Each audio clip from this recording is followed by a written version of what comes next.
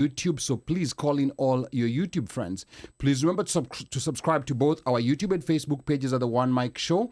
Then follow us on Instagram at OneMic Show. We are also taking in live calls tonight at 202-683-4570. Press star 5 to speak. Number again is 202-683-4570. Press star 5 to speak. Now, if you've ever wondered whether the dream of moving back to Kenya matches the reality on the ground, tonight's conversation is for you. Across diaspora timelines, we see photos of sunsets, safari trips, and bold announcements about finally moving back home, with promises of cheaper living, new opportunities, and a softer life after years of grinding abroad. But behind the Instagram posts are harder questions. Is Kenya really cheaper if you earn in dollars? Do American degrees actually open doors? And is starting a biashara as easy as people say? Now, joining us shortly to unpack the myths, surprises, and realities many diasporans only discover after making the big move to Kenya is Ruth Kilungu. Now, she spent 2025 living and working in Kenya after more than 20 years in the US. So please start dropping your comments below and let us know where you're tuned in from, what city, what state, what country. Na bila kusahau, tunapokea mziki toka DJ wetu, machachari, mleta habari, DJ Omoshfire, na tunadunda kule viwanjani na Mika Och, jezi yake namba 7 mgongoni, akiletea habari za michezo. Moja kwa moja toka Kilimanjaro Studios, ni mimi mtangazaji na mwanahabari wako mpendwa Ali Badawi. Wakwetu wananiita mteule na wengine niite mjukuu wa Masai, because I'm Kenyan by blood, American by design, Masai by choice. Sichagui, sikagui, na sibagui. Karibuni. Now, let's talk politics. Now, there's not going to be a lot of politics tonight. We're turning our focus to the myths and realities of moving back to Kenya. From the belief that life is cheaper if you earn in dollars, to the idea that American degrees automatically open doors, and the promise that starting a biashara back home is easy. Ruth Kilungu, who spent 2025 living and working in Kenya after more than 20 years in the US, will be joining us shortly to break down what's true, what's exaggerated, and what many diasporans only discover after making the move. So please drop a comment below. Tell us what city, what country, and what state you're tuned in from. And I can see Afro-Jamaican Kaiser Soze is already tuned in. Karibu sana to the OneMic Show. Thank you so much. Please drop a comment. Let us know where you're listening to us from, where you're tuned in from, and all that. And I can see Sakwa is also tuned in on YouTube. Sakwa was asking what time the show is starting. The show is live, Sakwa, so let us know where you're tuned in from. And I can see Stephen Batty all the way from Texas, but he's saying back right now in the Big Easy, aka New Orleans. So Stephen Batty of Sambaza Podcast is reaching us all the way from New Orleans. So karibuni sana. Thank you so much. Please drop an emoji, drop a comment, let us know what's happening. Now we're going to get started right away because tonight's episode is heavy and we have so much to cover. Now, we live in a social media age where dreams travel faster than reality. For diaspora Kenyans, few dreams are repeated more than the one of making the big move back home. Our timelines get filled with magical sunsets, safari photos, and bold declarations that life in Kenya is cheaper, freer, and easier once you leave the grind of the US. Few people, however, talk about what actually happens after the airport welcome fades and the summer bunny season ends, when the cost of living and everyday system starts shaping your real experience on the ground. Now tonight, we're not here to discourage the dream, but we are also not here to romanticize it either. Joining us shortly to help us unload all this is Ruth Kilongu. Now, Ruth spent 2025 living and working in Kenya after more than 20 years in the US. She'll unpack the myths, the surprises, and the realities many diasporans only discover after making the big move. Now, Ruth experienced firsthand what happens when the idea of moving back home meets the day-to-day realities of life in Nairobi and beyond. And the big questions that we're going to be addressing tonight are, is Kenya really cheaper if you earn in dollars? Do American degrees and experience actually open doors or even matter? And also, is starting a biashara as easy and as simple as people say? So feel free to let us know where you're tuned in from, and let us know in the comments what you're thinking about the conversation tonight.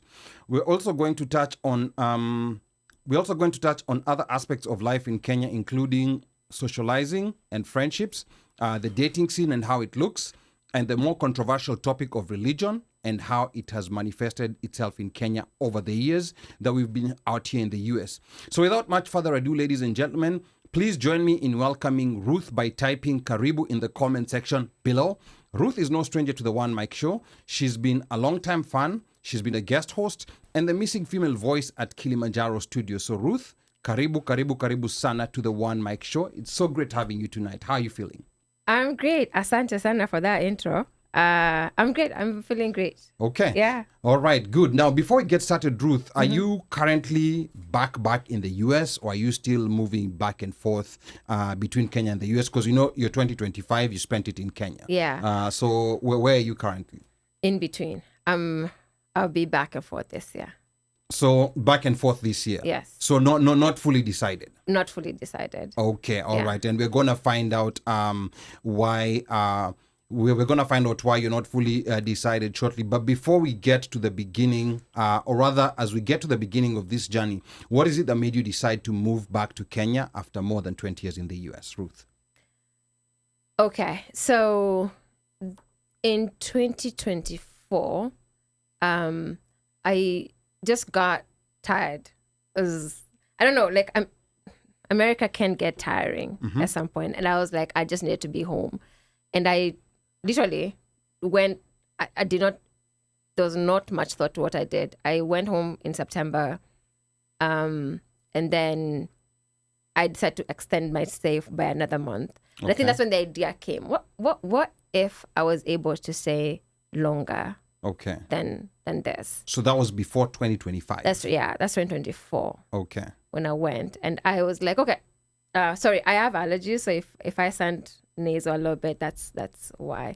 So anyway, so I was like, what if I stayed longer? Like, do I have to be doing the 1 month in Kenya and then coming back? What if actually I could? And at the time, we have to start with work. Work was a very, it's US based. Okay. But they introduced, towards the end of 2024, they introduced the remote first approach to work. So I got my in. I was like, oh, okay. So if it's remote first, can I actually go and live in Kenya and work from Kenya? So I talked to my boss. My boss was like, yeah, you can. But for tax purposes, you kind of have to make sure you don't overstay the time you're supposed to be out of the country. Like, okay. So how much time is that though? 9 months? It depends. No. It's 90 to 155 days. There's a number. Oh, okay. So my boss was like, yeah, sure, you can go, but make sure you're not over that time. Okay. So for me, it was more like, can I just come and sit here for a second, right? So when I came back in 2024, November, right before the elections. Wow. Good timing. I know. Yeah. I came a day or two before the elections. And then after the elections, and after the inauguration, DC became a very sad place. Okay. My friends are losing jobs. If you remember what was happening with Doge, my friends are losing jobs, and DC was carrying this sadness. There was this air that was very thick with this depression, and I was like, actually, I'm out. Okay. It was like, I'm out. Okay. So between January and, because I left early March. Okay. It was me trying to get everything I needed, because I actually didn't even have the passport. I got the passport within 2 days. Okay. And I started planning my exit. Okay. And going to Kenya, I wasn't supposed to stay the entire year. As I said, there was a tax limit. Okay. But then once I got there, why I extended is I moved companies, and that started the clock for me again. So I had more time. Okay. So you beat the clock. Basically. Okay. Now before we introduce the panel, I just want to know from you, Ruth, before you made the move, what did you imagine life back home would look like? Now let's take away you being in Kenya. Yeah. Now let's take you back to January of 2025 before you made the move. What was your perception or your imagination of how life is going to be in Kenya? So there are two ways I look at things. So number one, I'm the person who believes home is where I am. So I'll make it what it is for me. So my thought line was, when I go home to visit, that easy, I'm with family, I'm going visiting places. I I think I've done more tourism in Kenya when I went for a month than I did when I went for this long period. Okay. Because like I was thinking that is what I'll be doing. I thought like, oh, you'll have time to go visit national parks. You'll have the time to visit different parts of Kenya. Actually, when I was living, I was like, I'm going to take a road trip. Like I had this grand ideas. The day-to-day, I thought it would be what I was doing before when I would go for a month. That is a very romanticized way of looking at Kenya because that's some Abani face. That's You thought it would continue. I think, I thought it would continue. I thought it would be like that for the rest of the time I was going to be there. That was different. That was different. And then reality hit the ground. And can I say, I think as we talk about this, there's the realization of things that happen over time. Okay. I don't think the things we think will change happen immediately. And I think it's the over time people get tired of like, oh, and there's that. Okay. Oh, I didn't think of it that way. Okay. You know, like it's over time. Marinates yeah, slowly. It marinates. It's slowly. By the time you're realizing some of these things and you're upset about things, it's because pole too, you'll be like, wait a minute, it's been 2 months. Why is this A, B, and C? Okay. You know, we can talk more in details on that. But that is... Okay. Yeah. So, thank you so much, for that introduction moment. We're going to be talking about all that in detail. This moment, I want to take some time to introduce the rest of the panel. I have Omosh right next to me. Now, Omosh, fire in a brief minute. What is one of the biggest lies you've heard about moving back home? DJ Omosh Fire. Karibu sana. Hi. Biggest lies. Yeah, or what's something that you constantly hear that despite the fact that you've not moved back home, but what's one lie that you've been hearing that maybe you came to learn from people who are back home that what wa diaspora wanasema hivi lakini si ukweli? DJ Omosh Fire. Man, I really can't put a finger on it. Okay. Because to be honest, life is hard everywhere. So, that's constant. And I think for us who are here, it's not that life is hard. Life is moving. Is elephant. Yeah. That's what you get from people who are at home. And it's a constant mchango for this, saidia hapa, do this for that. But when you go home, when you're on vacation and you're figuring, you're looking from outside, or is it looking inside from the outside, you're like, wait a minute, these guys are living better than I am, and they don't have jobs. And you're like, okay, there's a problem. There's a math that's not, there's an equation that's not equation. It is not mathing in any way. You are home in December. Yes.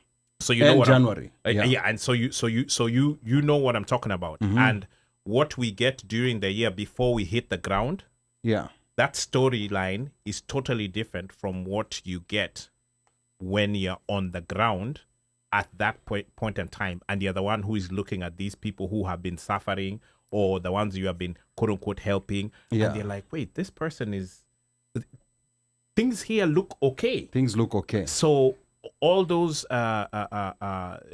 shock and awe or doom and whatever, you're Doom like, and okay, gloom. Where is it? Now, again, this is, let me clarify that and say this is in the city. Yes. I'll clarify and say this is in the city, and the reason I say that is because mashinani is a totally different story. Totally different. Poverty, mashinani ni poverty, period. Yes. There's no ati in between. Okay, and we're going to be talking about that. I want to go to Mika.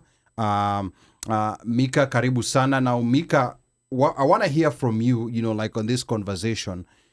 Why is there so much romanticization of life back home by the diaspora? I mean, you're someone who regularly goes back home. And of course, there's some good things, but then, there's some realities that sometimes people don't like coming to terms with. So, Mika Och, romanticization, why is that the case? Mika. Romanticization is because home, east or west, home is best. Okay. Everybody dreams of being back home and being able to live a comfortable life. Like that's it doesn't matter how well established you are in America. It just doesn't feel like home. It just doesn't. There is no that feel of finality. It's just that you see when you land in JKIA, and you get out of that plane, and you step on that ground. There's just a different feeling that gets over you. That like a sort of your shoulders drop.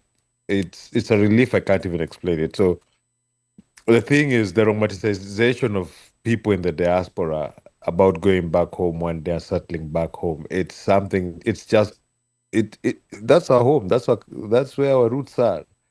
That's the only place we know that is home. Uko no culture yetu, like tulizaliwa tukavuta hiyo hewa mara ya kwanza, tukakula hiyo food mara ya kwanza. You can't it's something you can't put a price on. It's something you can't put a name on. It's home. Okay. So that's why there's that romanticization of it. Now the thing is, where that romanticization stops is when you realize that the reality on the ground is very different than what you've been thinking, because you went somewhere and you adopted the style or way of life of that place. And so when you come back, you realize that marrying these two places together will never work. And in your head, you draw scenarios of how, after this, when I go back home, I'm going to do this. As long, many people think as long as I have money to afford to live certain things, then I'm comfortable. Hiyo pekee ndio inatosha tu kurudi Kenya. Okay. Kuna culture shock itakupiga msee. Yes. Okay. All right. Like some interesting, like juxtaposition there by Mika. But I want to come to Mike hapa kwa studio. Yes. And piggybacking on what Mika has said about the romanticization, everybody wants to go home. But the question, is it true that everybody wants to go home? Is this dream of moving back just a Kenyan thing? Or do other Africans also have the same experience? Because Kenyans tend to go home a lot. So from what you know, or just from the perspective you have, are all Africans, like from the 54 countries that we have, thinking the same way Kenyans are thinking? I mean, of course, put aside the countries that are in war and that kind of stuff, but are all, let's pick random countries like Guinea-Bissau or Cameroon or, like a random country. Nigeria. Is everyone thinking the same way we are? Kenya? I'm gonna say not all. Okay. So, one, a lot of Nigerians use Ethiopian Airlines to travel home. Okay. Because Ethiopian Airlines opened destinations or destinations that other airlines could not, even KQ. Okay. So Ethiopian Airlines opened. KQ goes to Nigeria. Yeah, but so I remember traveling with a lady. Or maybe cities. Maybe like different maybe when I cities. say cities, cities like Abuja, like Further I think inside. further inside. Yeah. Like Enugu. Yeah, Like those you find ones, that you have to travel to Abuja to wait for a day Yeah.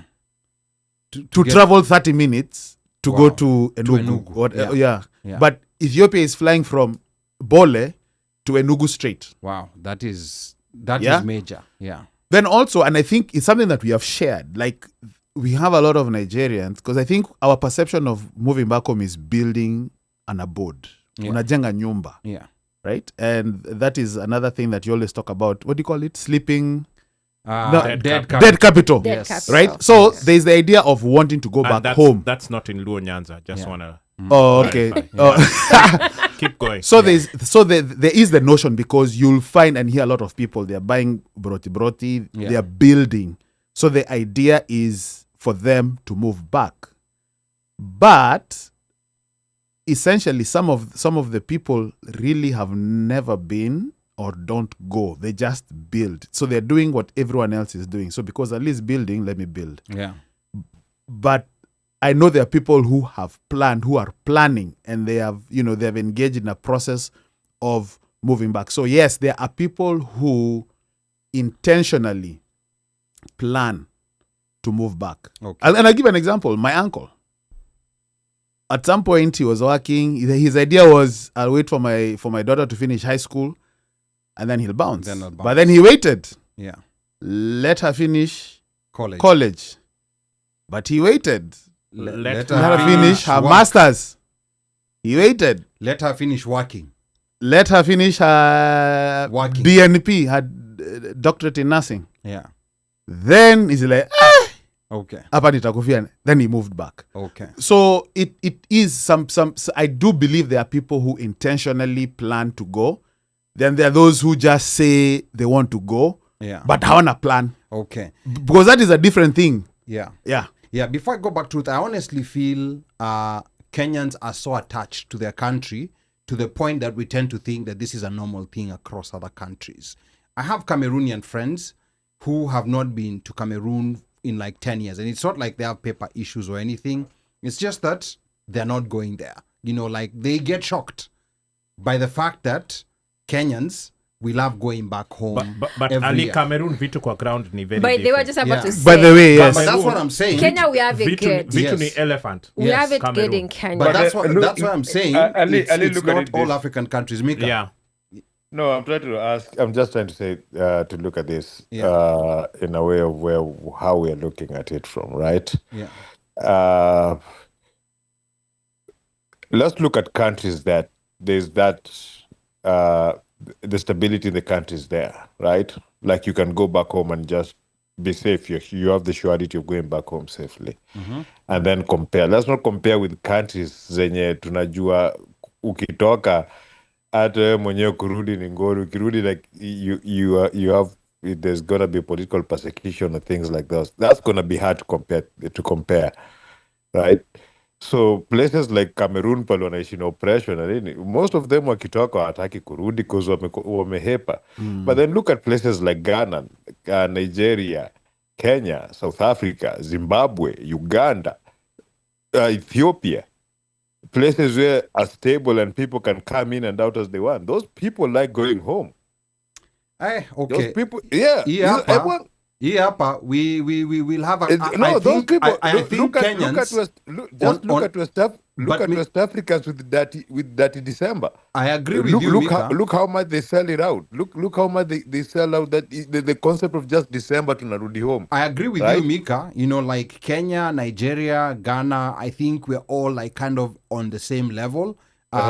However, I feel a majority of African countries, even countries that are fairly stable, people don't go as frequently Stable as, in as, what? as Kenyans in do. what Which sense? ones? But, Which but, coun- but, but by fairly Politically stable, and, you know. Yeah. let's even talk of Even economically. like even let's talk of a random country like Botswana, one of the most stable countries in Africa with the best political system. If you know, like the few people I know from Botswana, they don't go back as frequently as we do. Kenyans wamefika point, people are going twice a year. What's, Me, I okay, can't can speak. Me, I can't people are speak going about twice a year. Botswana Yeah. because Juju of I Botswana. I cannot talk I don't know about any Botswana, Yeah. that, Same. so I cannot speak about them. So let me ask. Yeah. So you could have a bias on population.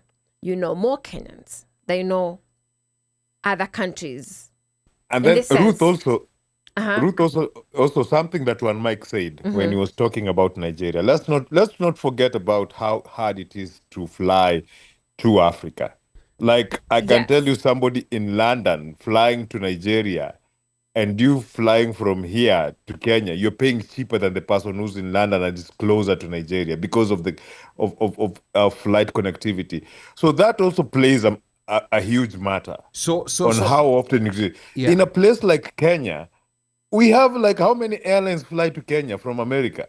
yes. So Like actually, 15 or yes. 20. So there's options of it. So it's The- easier Yeah, for but us to so go. that Mika, so that we don't lose the point and get detracted, I have numbers, and I'm gonna check numbers for other countries. I know how many Kenyans go to Kenya every year. There's numbers actually In and there's- relation to and there's- population. in relation to population. Okay. Yeah, all this information is there, and Kenyans tend to go at a very relatively high rate. Okay. In comparison to the population, but these numbers I'm going to share with them. I know Kenyans in 2025, out of the 152,000 people who left the US with a final destination in Kenya, 52,000 of them, I think 53,000 were actually Kenyans. But we are gonna get into that. I think next month we're gonna have an episode on KQ, because people want to have that conversation, and we're gonna come up with those numbers to understand who amongst Africans as a percentage of the overall population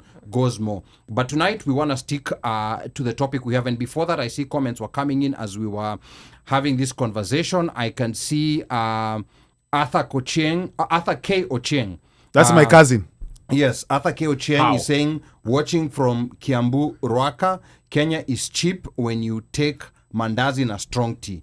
Ako 254 as we speak. Sema say hi to OneMic crew. And then Akinya Doyo hapa anasema, for many of us, going home is a symbol of restoration.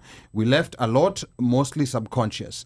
And then Kaiser Soze, Afro-Jamaican, says, Botswana and South Africans go home a lot. So we're going to get numbers here. You know, like I always say, we challenge ourselves. We're going to get numbers. In relation to their population. In relation to their population. Okay. Kaiser Soze says, Botswana citizens hardly leave their country. That I agree. They hardly leave their country, but you do have a few Botswanans out here, I know, in the DMV. So they you have a can community use them, here. though, Yeah. if they hardly leave their country. But we're talking about a percentage. We're Okay. talking about Okay, a that's percentage. fine. We're not That's fine. talking about That's raw okay. numbers. Okay. And then Liz means Steve, lawyer with an R.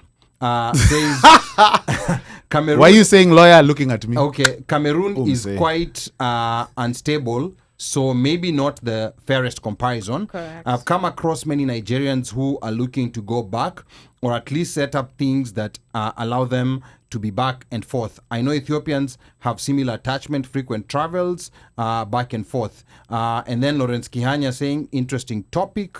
No one shoe fits all. That is very true. Afro-Jamaican says, going through the US to Kenya, 500 to 700 cheaper than Toronto to Nairobi. And then on YouTube, I can see we have Paul Nzengu show up. Anasema, he's locked in from Kenya. Kenya, Okay. We know Pablo, why he karibu showed sana. up. Pablo has shown up. We know why he at this showed up. hour of the night. And then Thank you, Pablo. Sakwa says, Nemo surprisingly, seo mono. Sakwa says, surprisingly, a lot of Kenyans feel that.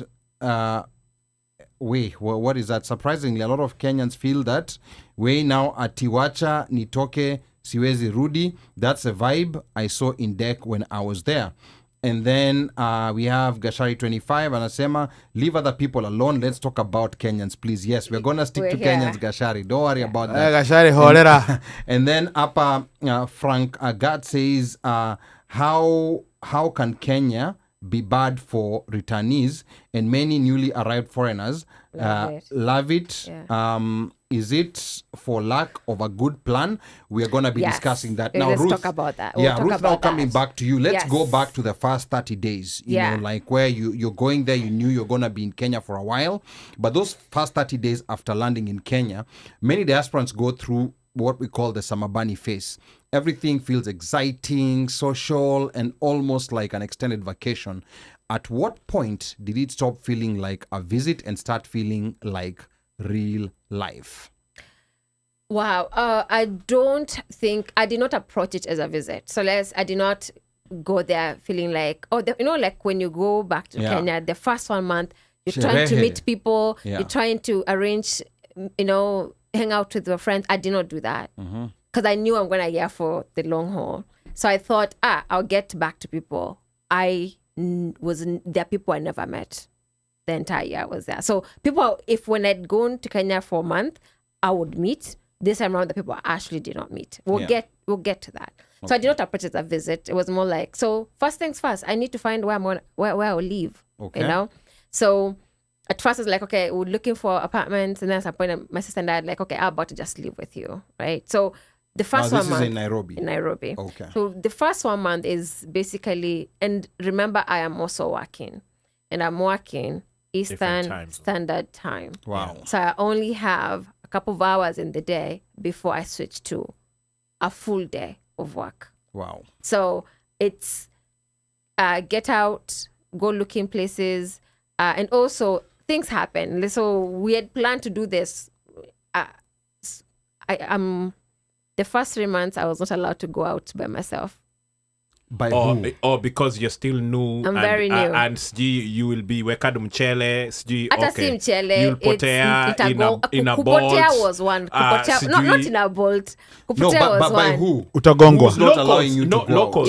Your family. Okay. Your family are very protective. Okay. Yeah. And she's a female. That's true. That's the worst That adds part. to it. So me never get no, that protection. But also- Ali, You're a jama. you do get the protection. do. You don't realize. You just don't Yes, realize. you're You right. don't Yeah, realize. yeah. Yes. Just think about what you just said. Yeah. Ule kijana waga na kushika Yeah, hapa yeah, na yeah, kwa I know. hapa. I know. Yeah. Kwani, why does he shika you? So this Yes. time around, so probably you're able to move around.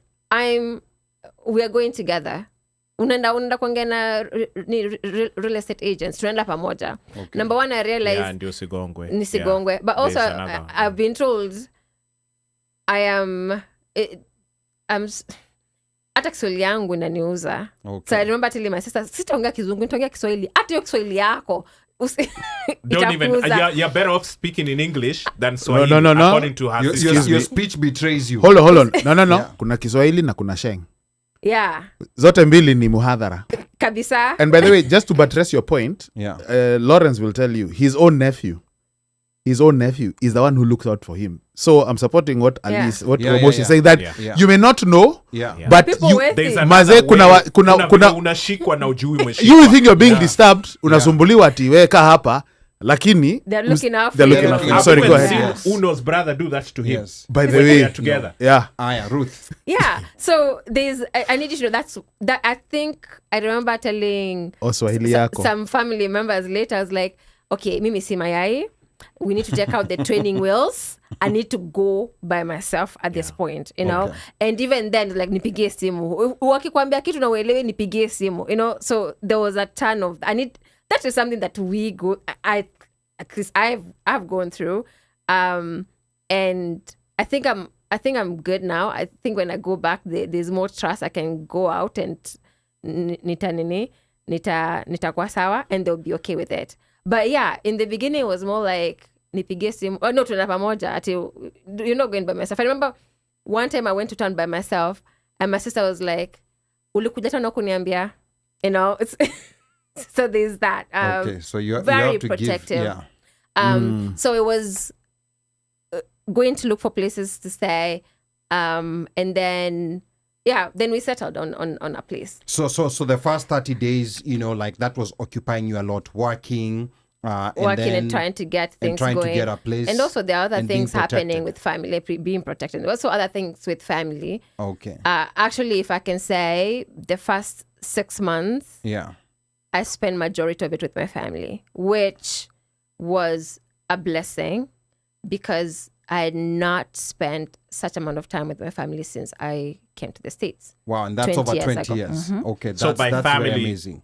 are we Nuclear, talking? Are we nuclear. talking about parents, siblings, Yeah. blah blah? Okay. Parents, siblings. Okay. I'm not Got even going Yes. further than that. And I think that's a big deal Yeah. because all of us here who we've fairly been in the US at least over 20 years, Yeah. none of us has had that opportunity Yeah. to go home and Just spend be with family. 6 Yes. months 6 months. with the Yeah, family. yeah. So far, yes, none of Yes. us. Yeah. None of Yeah. us. I Yes. know I haven't. So this is Yeah. an experience Yeah. that Yeah. that we know can be very amazing. Now, was there a moment when you thought, wait, this might be much more difficult than I imagined?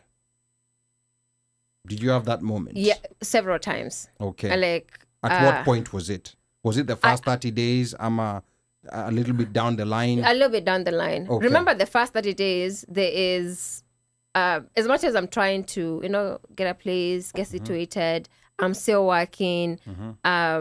There was a ton of goodwill. And also, I was working, because I had not set up a place to work from the house. So I was working from, there's a really good cafe in Kenya. If you want to go work from there, it's called Daily Cafe. I'll take my meetings from there. Where is Hapana, it? watu In wanatulipa. Where is No. it? Daily Cafe? Yeah. They're going to pay us. Where is it? In Sarit. The one in Sarit. There's So several is of it them. new or No, or they've been there for a while. Okay. Yeah, I've been there I've worked from there previously. But I'm saying that because it's a place I knew I could just go and work a full day, like a full American day. So it's from 4 p.m. to PM, around 11. Yeah.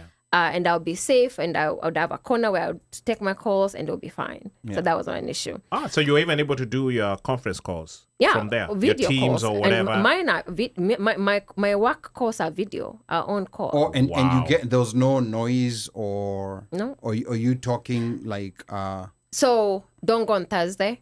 I Okay. knew that. I got to learn about that because they have a live band. But the rest of the days, very chill. If you get the corner I had, and then it got to a point because I went there so much, they knew me and they reserved the table. wow. Okay. Yeah, That is okay. excellent Yeah. customer The customer service. service here, Kenya. Yes. Yeah, Really? it That is kicks excellent in when customer you're service. Nini. Yeah. And you When you're- probably were tipping well. Yes. Okay. Absolutely. All right. Okay, good. Yeah. So And yeah. tipping well is relative. Yes. Again, the number to call No, is no, but- 202 683-4570. Press star 5 to speak. Of course, Ruth Kilungu in the studio talking to us about her experiences in Kenya. Please give us a call. Let us know if you've had that experience. Let us know if you're planning to move back to Kenya, because tonight this is going to be a masterclass where you're going to learn things that you did not know. And on that note, there's some comments that are still coming here.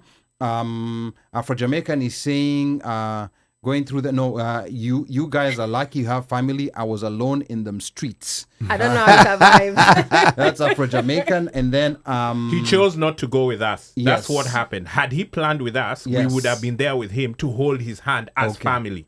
and then Pablo is I know he saying had me. moving to Kenya from the US is more than relocation. You may lose some conveniences but gain identity and freedom. The real question is not which country is better, but which life fits you. That's very good. And we're going to be talking about that life fit. And then hapa Rimas anasema good show, just give each time just give each time to talk. Too many people talking at the same time, so mmesikia hapo kwa panel. Nani anasema hivyo? Rimas ndo amesema hivyo. No, and I think you guys he's are already right. you No, guys no, are already he's doing right, it. but yeah. He's right. And you guys are already doing it. No. We get excited. Yes. Have a okay. comment. Sawa. So, and I think what Erima's meant is give Ruth time to talk. I think that's what she. Erima's, I don't know whether. We give Ah, some please. time Ah, to watch talk. out. Yeah, Why watch isn't out. she You guys are already talking? doing it. Na kuna- And then Pablo anasema, question to Ruth. Looking back, what is one thing about moving from the US to Kenya that turned out very different from what you expected? Good question from Pablo. Let's go to Pablo's question. Yes, Can I read the so- comment before you read that? Yes. There's a guy called Graz, mnajua Graz, Kinyeki. Yeah. Ati we natoka sherehe na OneMic Show na roll YouTube waves kwa TV yangu na Samabani hybrids kamimi. Hii topic is Lali, so he's in Kenya right now. Graz, and he's teaching. So did he move back? No, He's no. back or he's in between? He's in between. He's in between. Got it. Okay. He's also in between. So this suits him perfect. Okay. Got it. Yeah. Carry Okay. on. All right, Yeah. that's good. So back to Pablo's question. Yeah. Looking back, what is one thing about moving from the US to Kenya that turned out very different from what you expected? There's so many. I'm trying to think of one specific one. Myself. What I about think you? I Wow. yeah, I discovered the depth and the width of where I am. I think that was different. I did not expect to actually discover myself. I think if you remember last time I was here, I said I went to discover myself in Kenya, and Esther Mulusa said she thought that's something for white people, white women who go to discover themselves. Yeah. That's why I say that now. So what did you discover that you didn't know while you were living here? So remember, I left Kenya at 19, right? Wow. Right after high school. I think I stayed in Kenya a year after high school, and then I came here. And I'd been here for that long before going and living in Kenya. So I got to learn so much about myself in relation to my family, in relation to my siblings, my parents, in relation to Kenya itself, my place in it. I think out of everything, I turned out different than I thought. I thought I was just going to go live and I'll be, same life kama venye niko huku. But I live alone while here, right? I've not lived with People. I've lived with my brother. Yeah. But even then, it was in isolation from family. In Kenya, I got to know that my dad and I are very similar. I did not know that. Wow. I got to learn my brother, my sister, and my mom are very similar personalities. I did not know that. I got to learn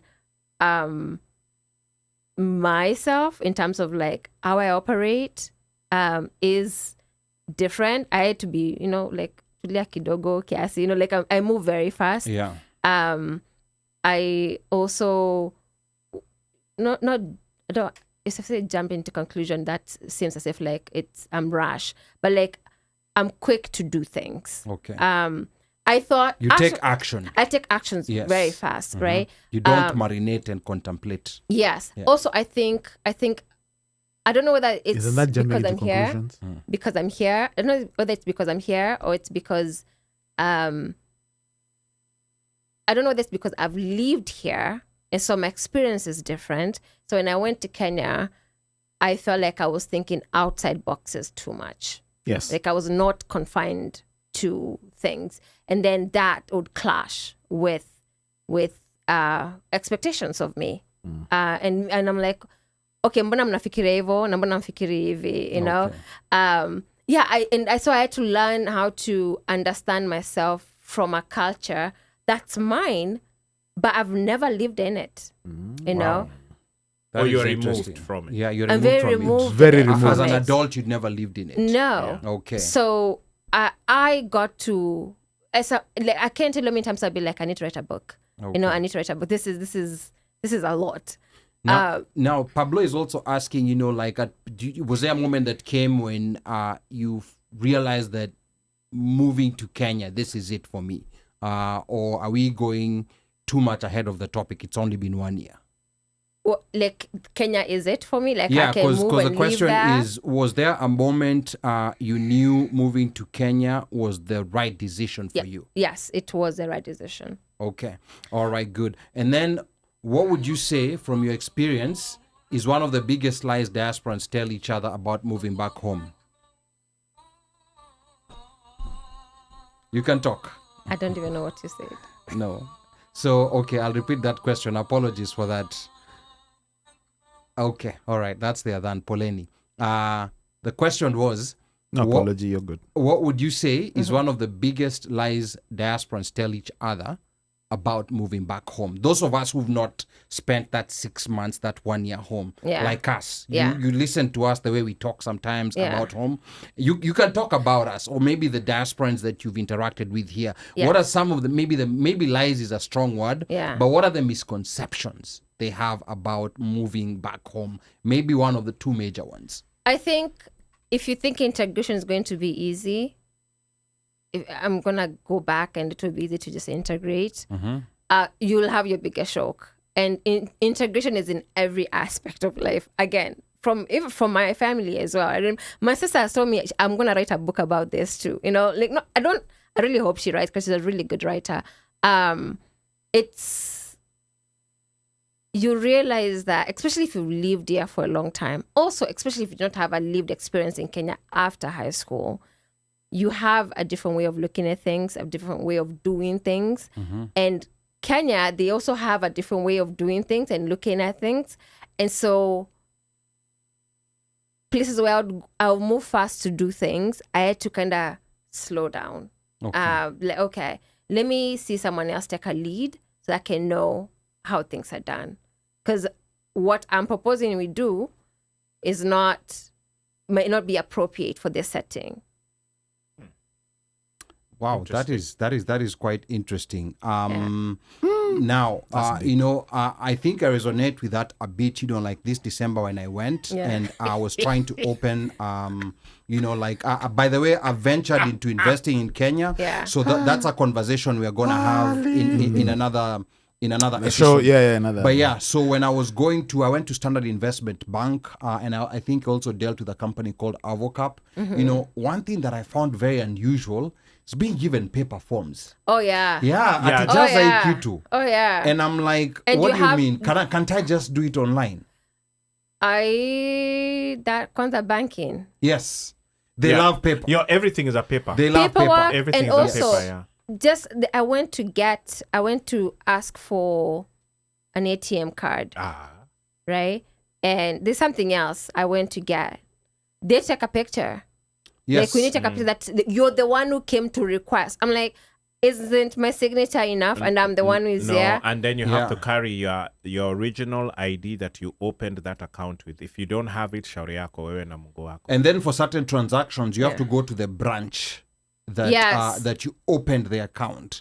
So that's Yes, unusual. yeah. Because my banking An experience. ATM card is one. Yes, my banking experience, my first banking experience was in the US. Same. So Same. so I think, like going back, and when I first opened an account with NCBA, like an account with First Community, and then also now with the investment account, the experience was entirely different. Yeah.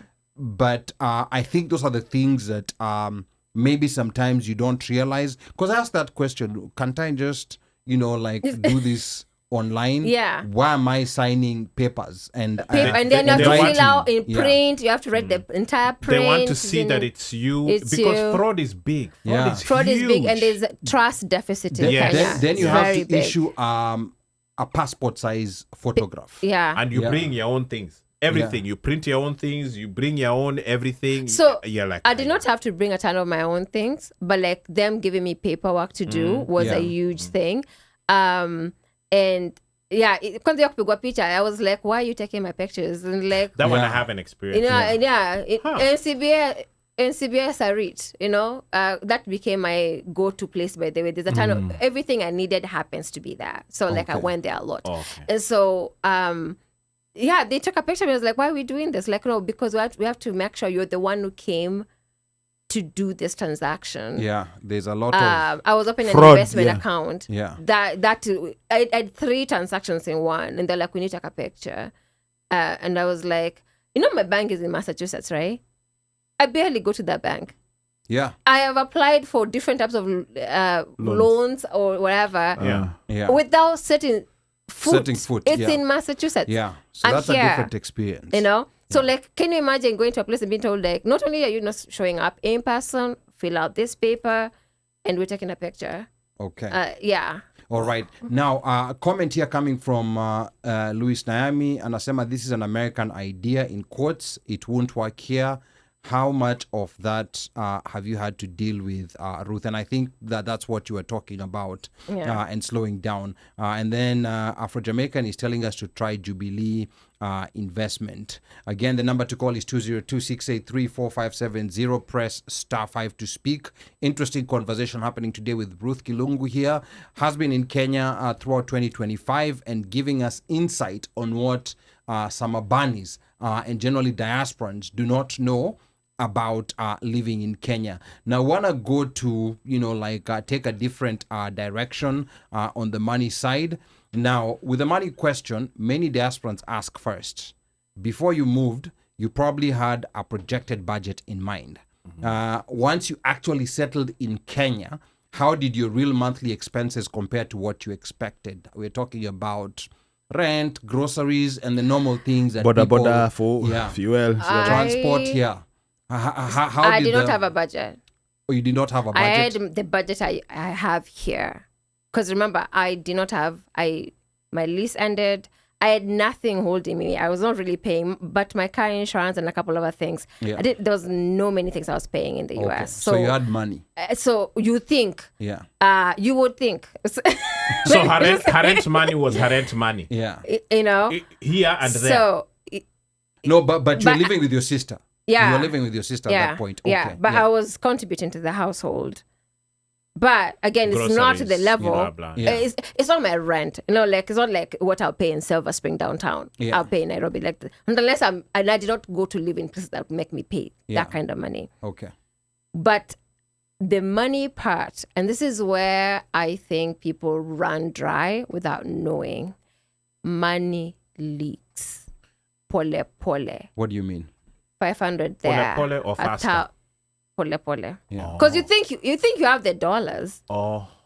So if someone's asking for 500, 1,000, every so often at 5,000, 500, 1,000. Before, I think the time I started, where did my money go? People say that if you earn dollars, Kenya is cheap. That's the myth. That's the That's a it's conversation not a here. myth. It's a conversation here in the diaspora. Yeah. If you earn in dollars, you're just gonna be living like a king. You can be giving out money. Well, You- it depends on how you are spending it. Okay, yes, it depends on how you're spending it. Thank you for saying 100. that. Because But- if you okay, fine. Total living expenses, they were definitely below what I would pay when I'm here. So that, yes, I agree. Also, first let me say, housing is expensive. Although someone will come and tell me, depends on where you're living. I don't like to travel half an hour to town or to where I'm going in the morning. I want to get there within 10, 15 minutes. It's the same thing why I live near my work. It's between my apartment and work is 6 miles. So it takes me 20 something minutes, but like it's not far. So I do not want to live. When people tell you housing is cheaper, they're basically telling you to live really outskirts of town. And I say it's town. When I say town, So I don't mean explain that. Nairobi. What do you mean by outskirts? What do you mean, like, what do you mean by cheap? What's not so cheap? Zimmerman. Roy Sambu, She what are you talking she doesn't about? know how to cross the river. Oh, sorry. Wachana na Oh, wewe. sorry. So what I mean by that is I don't like to live far from where I go frequently. So if I'm going to, because I think that's why we met, the Westlands area. Yes. And Sarit. Well, it is in Westlands. Yes. And town, because I did end up going to town quite a bit. So I'm going to say town and the Westlands area. That was Westlands my area. base. So it'd be around Westy. So I did not want to live too far away from there.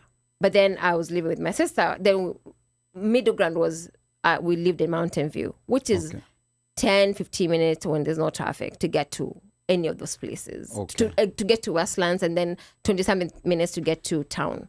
And give us numbers, like, because we're talking about, like, Kenya is cheap if you earn in dollars. Because people also want to live at fairly the same standard they were living here. Yeah. So what are we talking about monthly in those areas that are close to where you wanted to go? So, okay, I do not live in Westlands is expensive. I think on average, if you're getting a unfurnished apartment, you're paying between 80 and 100 for one bedroom. Oh. 1,000. Yeah. Which is About $1,000. That's less than $1,000. That's less. It's less, but That's it's less. It's like $1,000. $900. Yeah. A one bedroom apartment. A one bedroom 900, apartment. okay. Unfurnished. Yeah. If it's furnished, it goes up. Okay. I've looked for a 2-bedroom that was like 150 to 170. Wow. 2-bedroom Okay. furnished, Yeah. right? about 1200. Now you're getting to the 1,100 territory. Exactly. Yeah. So that is Westlands. I knew Kileleshwa, Kilimani were out of where I wanted to be. So I Okay. didn't even bother looking. Okay. So, but then I got the medium. I Yeah. living with my sister in Mountain View. But what about Nairobi West? How are you going to forget about Nairobi West? It's close to everywhere. It's near a river. I guess I don't want to be swimming. It's near a I river. don't want to be All right. swimming. I just had to shout out Nairobi. Riparian land. Yes. Funny So- enough, Yeah. we were talking about Upper Ungem, where mother used to stay. Yes. Pale Kerea. Rent, like paying rent, those houses, if you're paying rent, you're looking at about 170K. Izo ma nini? Apartments or Townhomes, single townhomes. family? It was a townhome. Townhome, Yeah. okay. But you're looking at about can't remember, waterfront. Karen. Oh, Karen. No, Ish. no, not Karen. Not Karen-ish. Uku Kangemi. Loresho. Loresho. Loresho. Okay. Yeah, no, Yeah, Loresho. Loresho, is yeah, Loresho. waterfront. Yeah. What it wasn't, but I'm saying, like you're looking Yeah, at Loresho is not because you're looking about the It's not. distance. Yeah. But Loresho is not far from where I was. Okay. Yeah. All right. Yeah. Yeah. So Sorry, carry housing on. costs.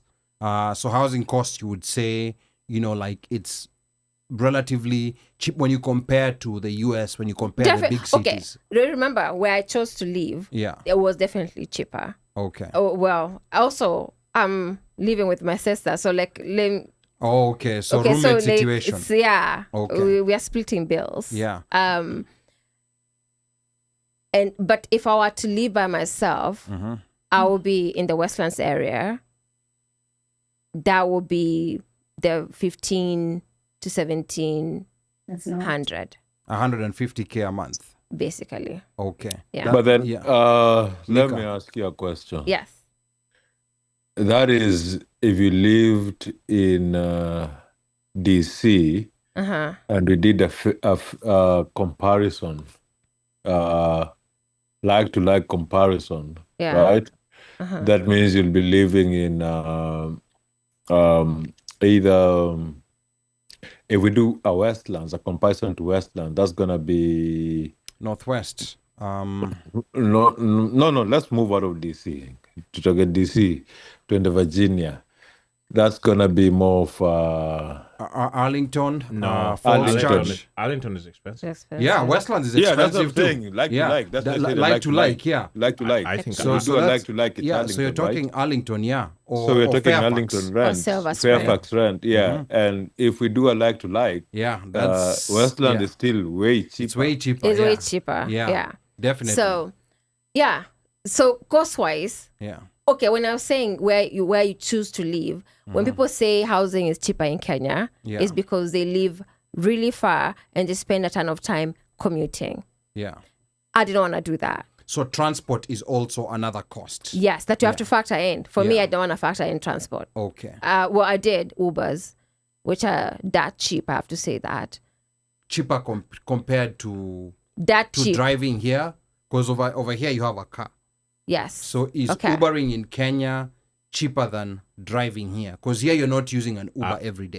I would think so, but I think let I us know. agree. When yeah. you factor in gas, And also don't drive as much. gas, wear and tear, and all of that, the Uber beats it. In Yeah. I Kenya, think when we're in going to Kenya, do that Uber topic beats on it. finances, we're Yeah, going we to need do to an add. analysis. We need to add this thing. You know, But also for me, I also think when it comes to Kenya, what most people don't usually do in terms of addition to math.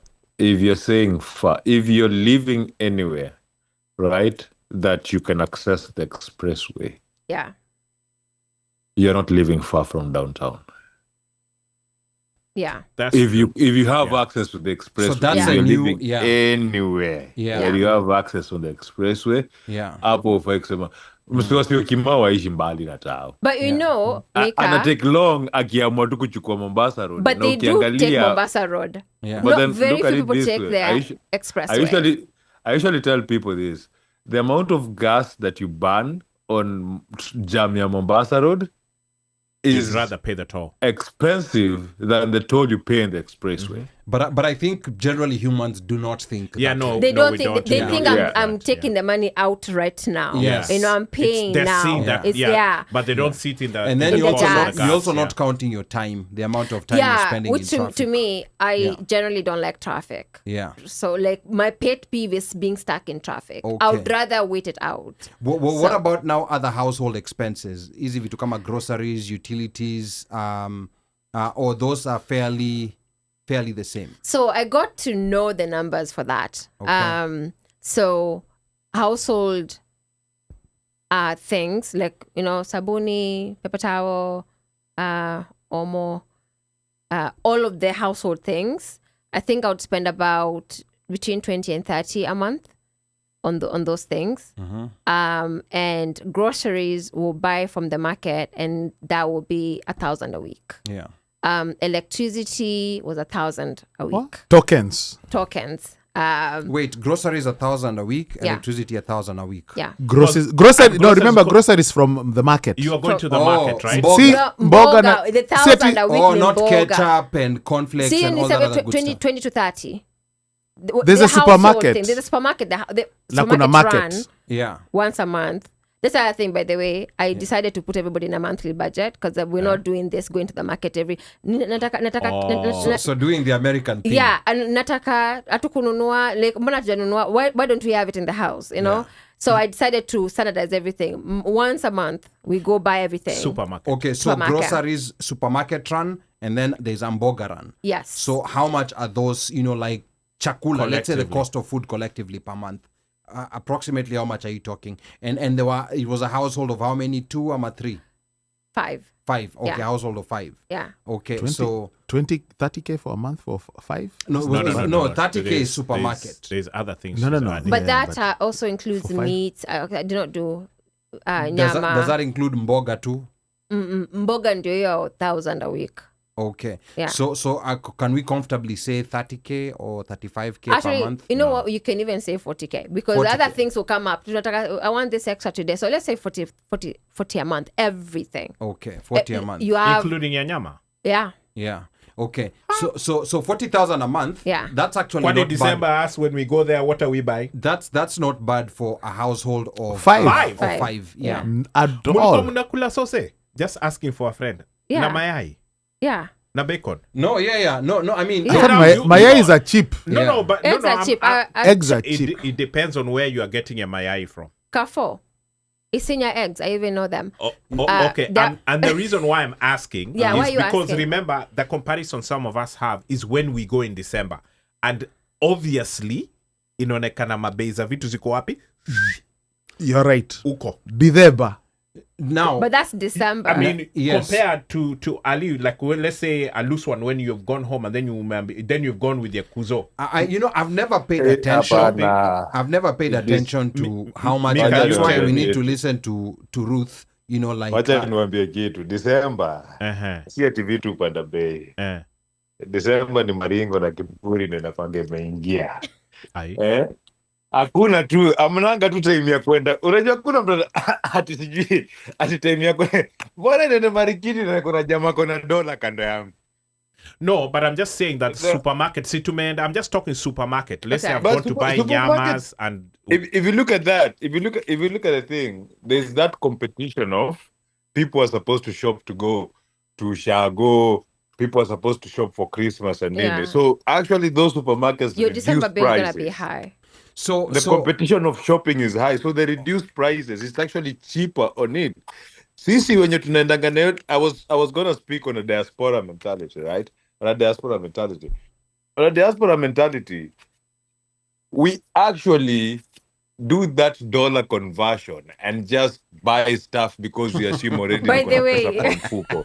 So that is why Ay, we ay, cannot that is use weird. how we spend money in December as Yeah, a no. gauge. As a You gauge, cannot. yes. Even Yes, Kenyans kwa sababu don't. hapo tunakuanga na kiburi na ile like niko vacation na niko na dollar like what is I'm a nas I make wanna make 2 million a year. I make 2 million a year. What are you telling me? Yeah. Eh? So Unaniambia nina pesa kushinda MP wenu. So I think Also- what Mika says brings up an important point, Yeah. which is also coming out here with what Omosh was saying. Yeah. Because we are gauging things based on that very short period Don't we are in. gauge So that's where we are anything. getting value from Don't Ruth. gauge anything on December Yeah. because even Kenyans, remember Kenya has a 13-month pay Yes. and they get it in December. So December is like a double pay. Okay. Wewe unaenda December wiki mbili unakula Uber Eats hizo siku zote kwa sababu ni total amount inakuja $2, $3, $5. By the way, Unasema, hey, Yeah. Kenya Uber Eats ni cheap. In reality, enda Kenya. This is what I tell people. Like me when nikienda zile long stints zangu, I usually do shopping. I buy stuff. Najipikia. And that is when I usually realize, you know what? Your dollar can really go far. True. Right? Yeah. Hapo ndo unarealize vile go far. Hii Uber Eats ni cheap juu ni cheaper than Uber Eats ya huku. Uber Eats ukienda hapa, ukienda Chipotle itakuja 25 bob. Ukienda Kenya utaenda mbuzi na mbuzi. Like if you're just ordering for a meal for yourself, like what is just a plate of biryani, itakuwa 700 Kenya shillings. Right? Okay. Which is like $7. So utaona, hey, maisha ni cheap na nini, but in reality, hata pia ukifika time unakaa huko for a long span of time, you cannot sustain that. Now, It's way cheaper when now you know the real price. Ukianza kulipa tokens, vile Ruth anasema, ukianza Yes. kununua chakula, ukianza kufanya nini, and you come to realize that you can even make that dollar stretch further if you shop like watu wa kawaida. Ule mama kuja kuoshea nguo, mtume akununulia mboga geto akitoka huko anakuja Yeah, like you asubuhi, come and yeah. kwenda soko, it's cheaper than kujifanya tu man. Hakuna Kroger huko, toa mentality ya Kroger ukirudi Kenya ama sijui Giants. Like you have to think like a local if you want to go, if you want to Very say you true. want Yeah. your dollar to stretch. But if you go to live that American lifestyle that you live here in Kenya, it's gonna catch up. Now let's talk a practical example here because I think this is very good because now our blind spots are glaring out because I'd never even thought about, like what Omosh was saying, because I've never even paid attention. Like when I'm going to the supermarket, like even if the bill is 23K, I have no way of, like gauging hii 23K imetoshana na hizi vitu tumenunua. I totally But you know don't how know. to do that here. Yeah, I know how to do that here. Yeah. I don't know how to. I know that. I know how to do that in Costco. Yeah. I know how to do that in Giant. I don't know how to do it Carrefour. back home. Yeah. But let's take a practical example here, Ruth. Yeah. Let's say you're a diasporan family. Let's say a family of 5. Either living in Boston, Massachusetts, or Montgomery County, Maryland. They want the same level of soft life that they have here. That's good housing. Same level of schooling, so that we're going to talk international schools. There Cannot are the really good private schools. Let's say really good private schools like McKinney et al. Yeah. We're talking healthcare, of course, transport cost, and the general lifestyle that you get. What's the myth versus reality of the budget in Nairobi? And I know you are not living in that, in that kind of family budget. Yeah. But just from your observation, if, for example, I live in Germantown, Maryland. Yeah. My mortgage there, let's call it $2,500 a month. Let's say, you have a budget of maybe $6,000, $5,000 to $6,000 a month. That will take you far. Yeah. Depending on where you live. But that's why I'm saying you want the same level of life. You're living in Montgomery County. $6,000, you're living their life. You're living in Montgomery. So $6,000, are you, how much will Sababu, it? Yeah. Okay. So, and I'm saying it because I used to shop at supermarkets. Yeah. Carrefour, like, you can tell this amount of money goes for how long. Yeah. I know that. I still don't fully know the value of the Kenyan shilling. I need to say that because sometimes it just 129. No, I know that, but in terms of like purchasing power. Okay, right? yeah. I still don't know that because I'm also still learning it. But what I know though is 20 to 30,000, actually 30 to 40,000 is good to have household goods and food for a month. For a month. Yes. 40,000. But also we only had one kid, right? Yeah. The rest are adults. So I cannot compare a family of 5 because I've never been in one. So what about Vitukama school fees? Because those are things So I that are don't free pay here. school fees, so I don't know. Okay. So I've never paid school fees. So that's where I feel like that 6,000 may catch up with you because the things that you're gonna be paying that you're not paying here is school fees, and if you want that good school, and they're super you're talking maybe expensive. $200K a month or maybe even more than that. You have 3 kids. That's already a term. I meant a term. Yeah. 3 kids, you're talking about 600K. You multiply that by 3, you're almost at 2 million when you count plus other expenses. Ali, Yes. wacha niwasaidie hapa. Yeah, if you So if you have the experience on kids, please. For me, my sister brought her daughter here in America to go to private school, and it was cheaper than what she was paying in Kenya. Wow.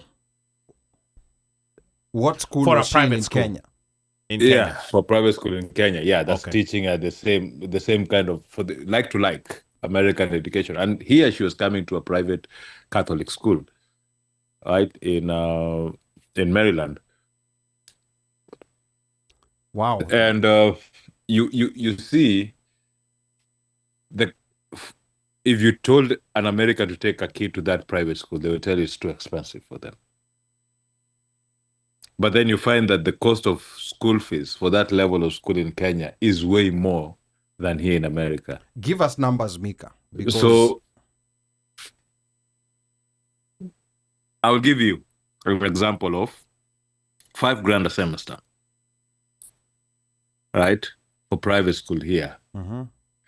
For private school in Kenya, it's close to between 8 to 10 grand for that semester. wow. So if you have 3 kids who you had here and you wanted them to continue the American system, you have to consider paying among that amount or taking them to a school that doesn't cater for the same standard, but it's a good private school. Okay. Now, when you talk about 8 to 10 grand a year. We are talking about a term. Is that a term or a year? No, a semester. See, because you're taking your term. kid to go to an international school to study So semesters. 2 semesters Like a here. year. So Yeah. let's say 2 semesters a year. So it's 20 grand in a year. In a year. That's a private school in Kenya. What kind of private school are we talking about? Because these private you schools rem- are not Your created equal. peponies, your nini, right? Yeah, you remember you remember I'll tell you why I'll give you an example why that fee is that high. Remember we hosted on the show somebody who went to Kenya to be paid as a teacher, and she Yes. said she was bawling because she's never been paid that much money just to teach. Yes, that's right. Yes. Mm-hmm. So now you see that justifies that amount why they're charging that kind of fee. So because they're- issue like kwa hiyo ligi. That's what you're Yeah, telling these us. are league, Okay, yes. sawa. Okay. Yeah, that's what I'm saying. International schools, because they have to hire American teachers. They hire teachers from Expatriates. outside the country. Yeah. Yeah. Okay. They try to maintain the same standard. So schooling alone, if you want, I was going by your math. You're in Moko. You're in Moko country, right? Mm. In Moko country, what size house did you say you live in Moko country? So let's say like a townhome. Let's call it 5 bedrooms. Okay, so you have a maybe 5 bedroom. 2,500 square feet. 2,500 square foot house in Montgomery County. That's a 5 bedroom. If you want a 5 bedroom in Kenya, and you want, was it a standalone or a townhome? A townhome. So a townhome, 5 bedroom areas that you'll get that 5 bedroom, and you want to Lavington. have that Moko County feeling, Yeah. Bila Kelele. That Money. means you're going Yeah. to Kinakaren, Runda, Izo area. Boss, are you renting? if you're renting, that's like oh man, if you're renting, that's like 250.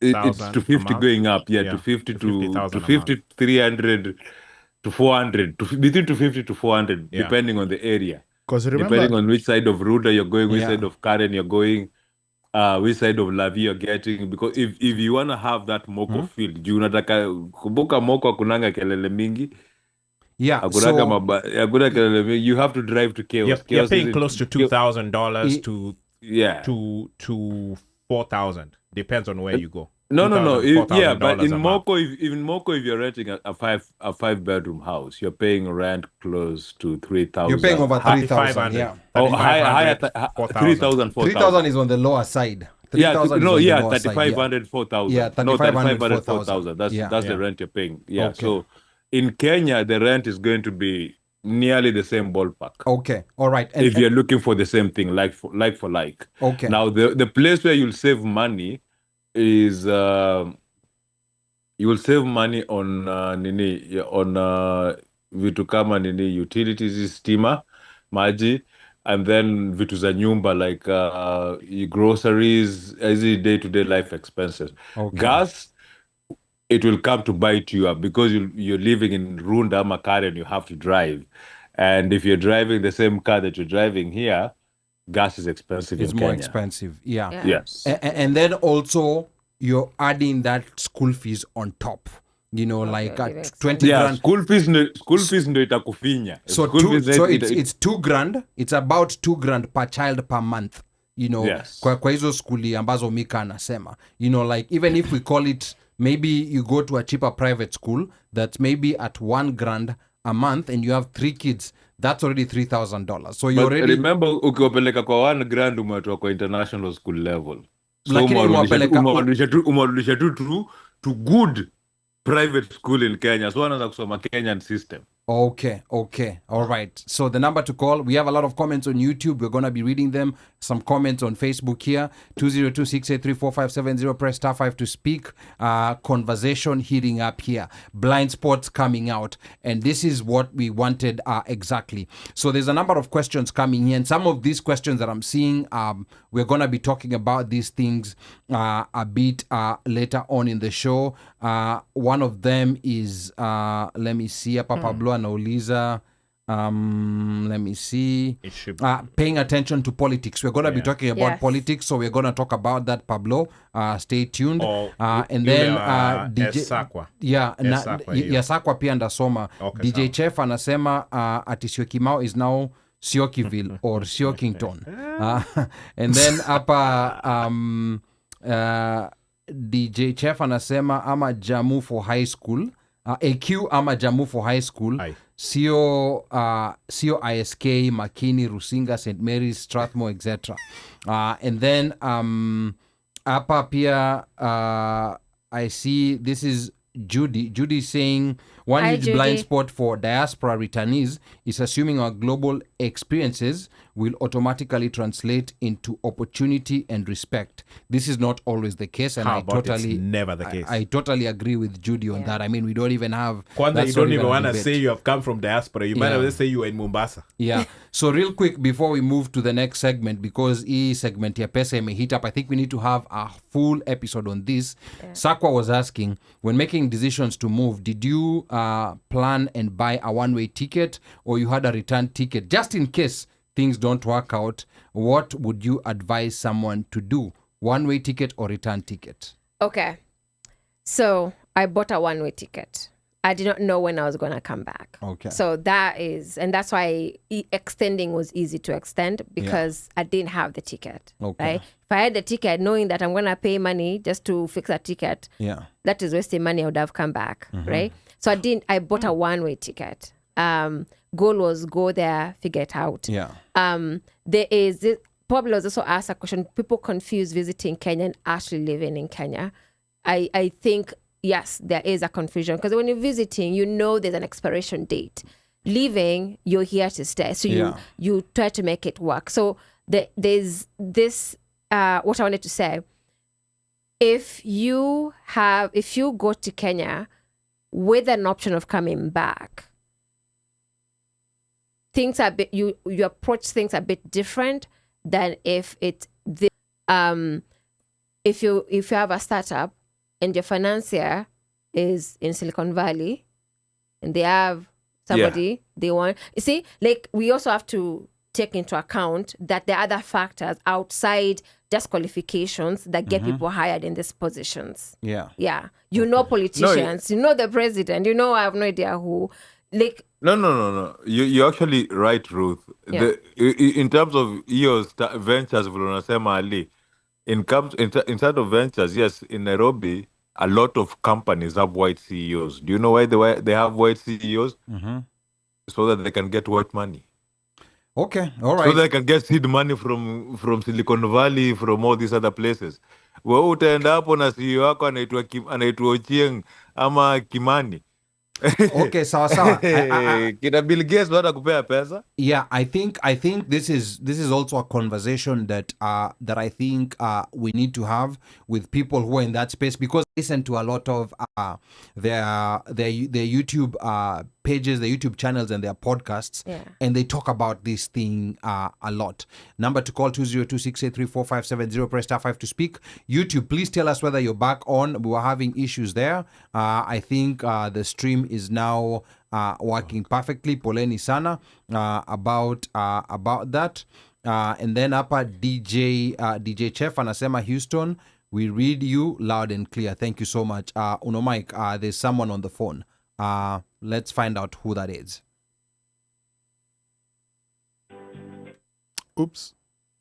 Okay, disconnected. No, it's error between the keyboard and the chair. Okay, all right. As we try to figure that out. can I read a comment on Facebook? Yes, go ahead. Okay. Lakini bwana mmeacha hiyo shade ya Omoshi kapita tu hivyo. Wait. We had to let that one go. So Sorry. Go ahead, read the comments, and then We're we'll going to take go the to the caller. caller. Yeah. okay. So I'm going to start with Keza is saying we are rich over here. So Simon Sakwa, check feed ya YouTube imehang. Okay. Patrick's, I know a guy who lived in streets abusing drugs, but his sister got him one-way ticket and now he's doing great family. And another one took one way with nothing and now he's multimillionaire. That is possible. Another girl used to lay mattresses on floor and she's doing 100 times better than when in USA. All these fellas who I personally know are only lucky because they are from very wealthy families, because you get one way first, know where you came from and know your family background. Liz, I have never worked or looked for work in Kenya, but I have gathered from different forums that coming in with a foreign degree or work experience as a Kenyan is actually met with some hostility. Like you feel that your educational experience is better, and some even intentionally go out of their way to frustrate your efforts.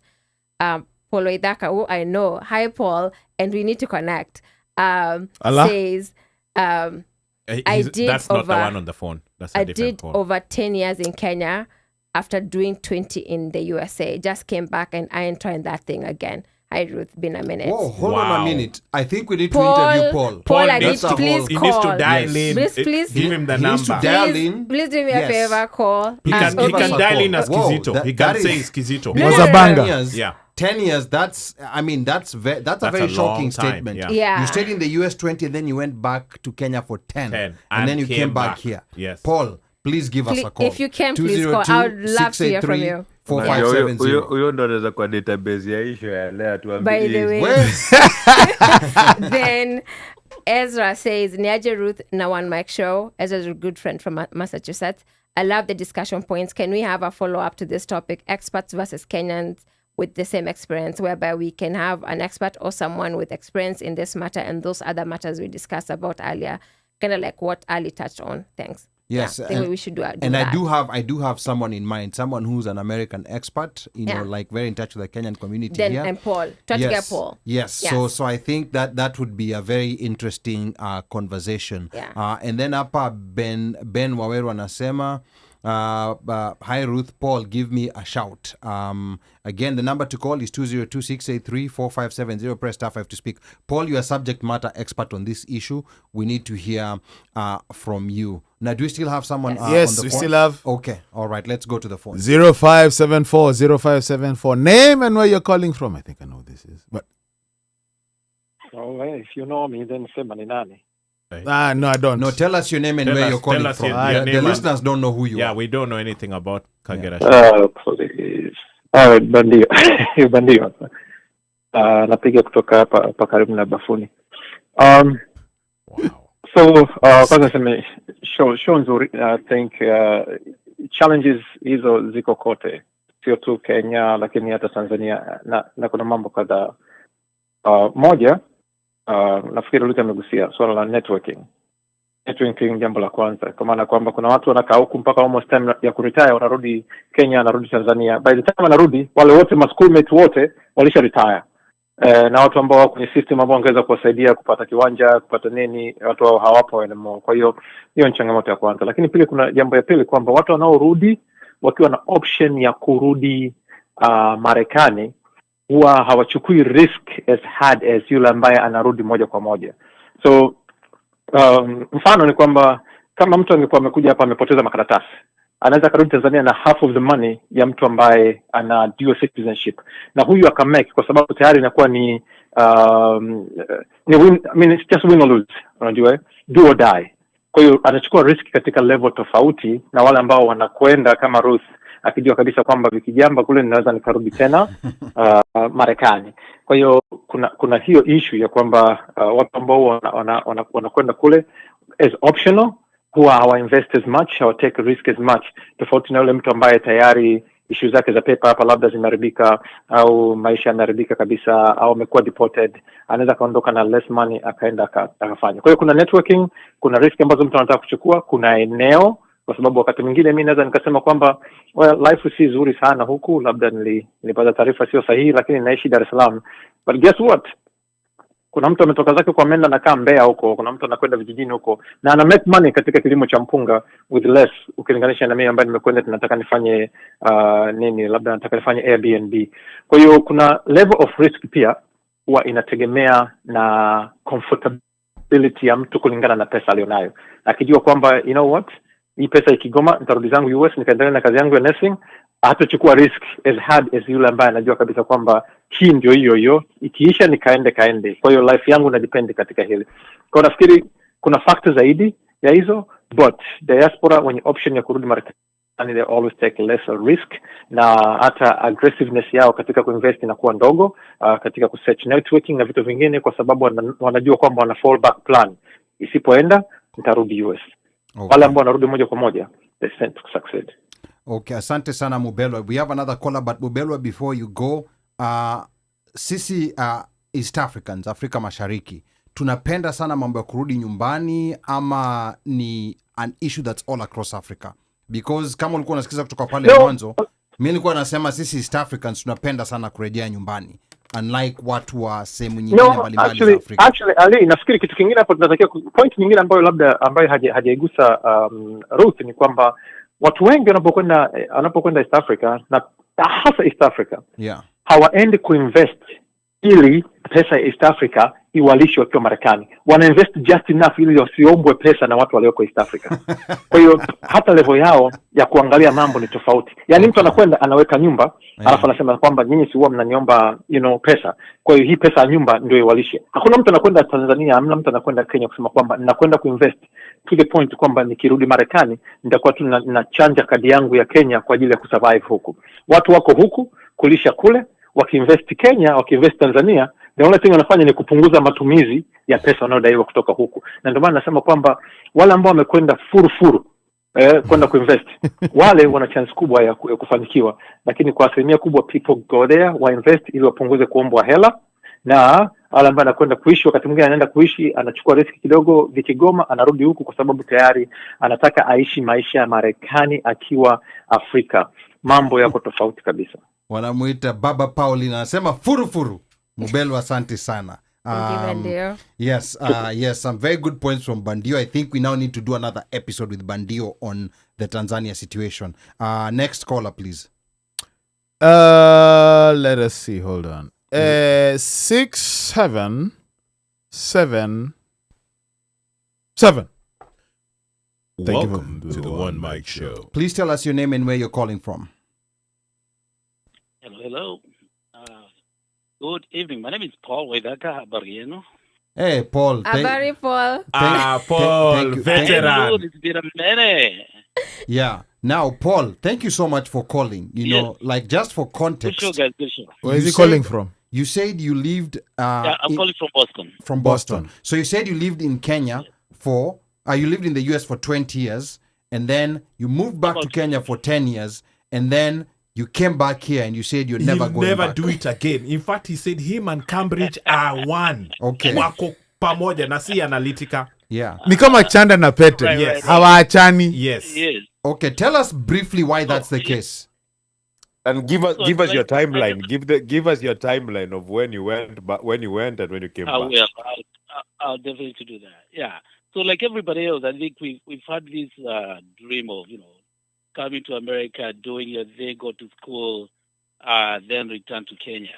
That was my dream, and I worked on that for like 7 years. So I thought.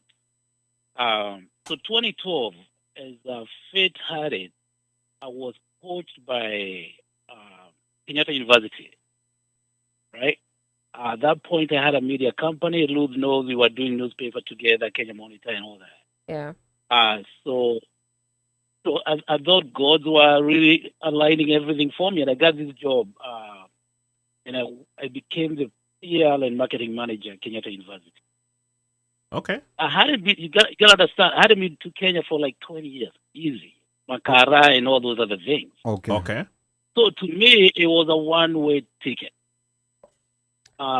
Leaving 2 boys behind and my wife, went to Kenya, shocked like you've never seen it. It was a brand new country for me. I went to Kenya. You get all the good perks. You get a driver. You get all those good things. Mm-hmm. 2 secretaries, and I didn't know what to do with the 2 secretaries. That's Kenya for it. Yeah. So I think I started my job and I gave it a very good shot. It was supposed to be a 1-year contract. Professor Oli Mugenda was my boss, and she kept renewing it. And I ended up doing a stint of about 5 or 6 years, KU. But then I had dreams of also, getting into to be an entrepreneur in Kenya. Shock on you. And I say this because if there's a person who speaks to God more than anybody else, call them an entrepreneur in Kenya. Kenya, That is true. it's not for the faint-hearted. And I'm not saying this to worry anybody who has the same kind of dream. Maybe your luck will be different if you're choosing to go do it. To me, it was one of those bucket lists I had to take. I was crazy enough to also think that because I did a degree in communication and political science, I thought I could go there and make a difference. So 2017, decided to file for MCA in my Kiambu area, Kirigiti area. And Wanjiko takes you to class that you never get taught at Harvard. Even with the good ideas, if you don't have enough money, and I interact with a lot of people here who are even saying they are going to fight for certain positions. My friend, save your money. Save your money. Kenya has iko na wenyewe, and I don't say this to kill your dream. I am not doing that. If you really are hell-bent to go do it, more power to you. But I'm telling you, Kenya iko na wenyewe. I think I came out of that saying, I love my country, and my country doesn't love us back. And I can elaborate on this even more. Anyway, Go ahead. I tried everything. I started a school in Kenya. The infrastructure don't even allow you to do that. And my saving grace, and I say this, was because nikiwa America, nilikuwa nimepata watoto wawili. All right? And it took my firstborn to file for to be my petitioner, Yonirudi huko. And when that petition came through, I got that passport on a day like today. In 2 days, I was so done, I did not even close my school. I left my partner doing it. I took the next ticket back. Hey. And I came back saying, that's like Wazungus, I will make this country my place. The Irish were not going back and forth. Na hiyo kwenda back and forth ati mguu moja iko hapo hiyo ingine iko pale. Sometimes I think we fail to develop ourselves because of that mindset. And I have 1,000,001 things we can talk about, but maybe your show doesn't have all the time. So let me say something. I'm here to tell those who are having the same kind of mindset. Seriously think twice about it. But Ruth, I'm here to stay. I'll be coming to say hello to you in Kenya. Okay. I think we can develop from a distance. I mean, that's my take, but this is just a little snapshot of it. There's a lot. Two, let me also say this. Well, I have your audience. Mm-hmm. I interact with guys, and we are getting to that madness of the politicians are coming. They are on that train. They are on their way here. Correct. And I say this, and I want somebody to refute this point. We will never play political game in Kenya if we don't get together as diasporans. I dare you to have a conversation on politics in the next coming few months. I want you to check and tell me why every person who was a chair or who owned a party became a cabinet minister. What am I saying? What I'm saying is, until we organize as diasporans and we say, let's come up with our own party, we will never play a game in that country. Hii keki inagawanywa na political parties. But when we start saying, the people will say, oh, Idaka, you're mad. I'm not. That's the only way we will play a game called politics in Kenya. We organize, we form our own party, we fund our own party, and when they sit at that table, we can say our party has a representative and that we will play that game. Anyway, I know you have other callers waiting. I would love to come on your show some other time. Okay. Interact plan that. Yes. Okay. Ruth has something, like she wants to tell you first before you go. Paul, I'll be in Boston soon. Sure. I hope I get to see you, and even if it's for an hour, say hello or something. We have to catch up. We have lots to. Can I also Listen, add? I'm back like Yes. I never left. I can tell you that. Yes, And if I and can Paul, before you go, we are gonna get your Yes. contact from Ruth. Yes. We will schedule an episode Sure. because Yes. you have Kindly like do. you have Kindly. a story to tell. Yes. Now from a 10-year perspective. I Yeah. know Ruth is another giving guy from who's a 1-year similar to perspective. him. Went for the same amount of time and left, came back And about came the back. same. Yeah. Yes. Yes. And lived in Boston also. Can I say if I came in March actually, so I'm So you're very fresh. green. So if you have dollars, you can send me my. But anyway, I'm very green. He's not green in the brown envelope. Ati So, in other words, let anasema me- cash up. M-Pesa. If- No, M-Pesa. Okay. If- So thank Let- you, Paul. if there's someone who I know is positive, ambitious, proactive, is Paul. If he's saying this, I'm afraid for myself if this is what he's saying, because if somebody who can make anything work anywhere, it will be him. Yeah, But sometimes real character quick, development ya Kenya waga ina Si ndio kwa- ndio nasema if it's- sometimes No, but and it's real not quick, everybody. real quick before Paul goes, I think Paul's story, Yes. and I don't want to give you a story, but Paul's story is slightly You different. should write a book. In the sense that Paul was going for a home run. He went and ran for an MCA. He had a job. He Everything. opened a school. Yeah. But then there's that, like person who just wants to go, is not looking to run for office, is just looking to settle back with the family and just get back in contact with the family. I think this may be two different people, but again, I am not an SME on this. Ruth is a 1-year SME. Paul is a 10-year SME. So Who so I did think, everything except become president? Yes. So, Eyo. yeah, and he left even without closing his school. Alitoka kienda. Yeah, one-way ticket. Alipata passport Maybe hivi. he can give you the permits that he got for his school. Let me say this. In my conversations, don't get me wrong. There are people we call outliers. Yeah. There are people who will go there and maybe there's, the ducks are all lined up. Maybe there's old money and all that. They're there. But again, So you're not. think twice. Okay. All right. Fair In other words, Paul is the outlier on the other side. no, or maybe he's the norm, Yeah. but maybe people are stuck, because I think also what tends to happen sometimes is that we get those glorious stories of success, and maybe out of every success there might be other 9 failures which we never get to hear about. And then there's the outlier. Then there's No, I mean, I wouldn't say yeah, an what- outlier. No, I wouldn't say failure. I would say something like, you know what, things just did not just click. did not click. Did not Yes. click. Yeah. But Because you- failure. but you know, Because you failure see- is not. It's not really failure. It's not just failure, yeah. It's not Failure failure. maybe is It's a just strong that word. it's not failure. It's Things usually did not line up. it did not line up, or it's just that, you know what, you're learning. This is not gonna work. Let me try something else. Okay. Una get? All right. Yeah. Now. And with Paul. Thank you, Paul. Something he told us here is that he One had an last out. thing. One last thing. And I Go thought ahead. God is Okay, the Paul. last thing. Yeah. Yes. And I think Ruth alluded to that. You have to understand, after you have lived in this country for those many years, your mindset and thinking is different, Right. right? I went to work for an institution whereby all I wanted to see was, you're giving your all best. There's a Kenyan who will go and sit in the same chair and say, damn, I'm on a pipeline. I'm going to milk this institution. We are not built like that. Our mindset is totally different. Yeah. And so we are sometimes at a disadvantage when you're playing the Kenyan Kenyan culture as we know it. Yeah.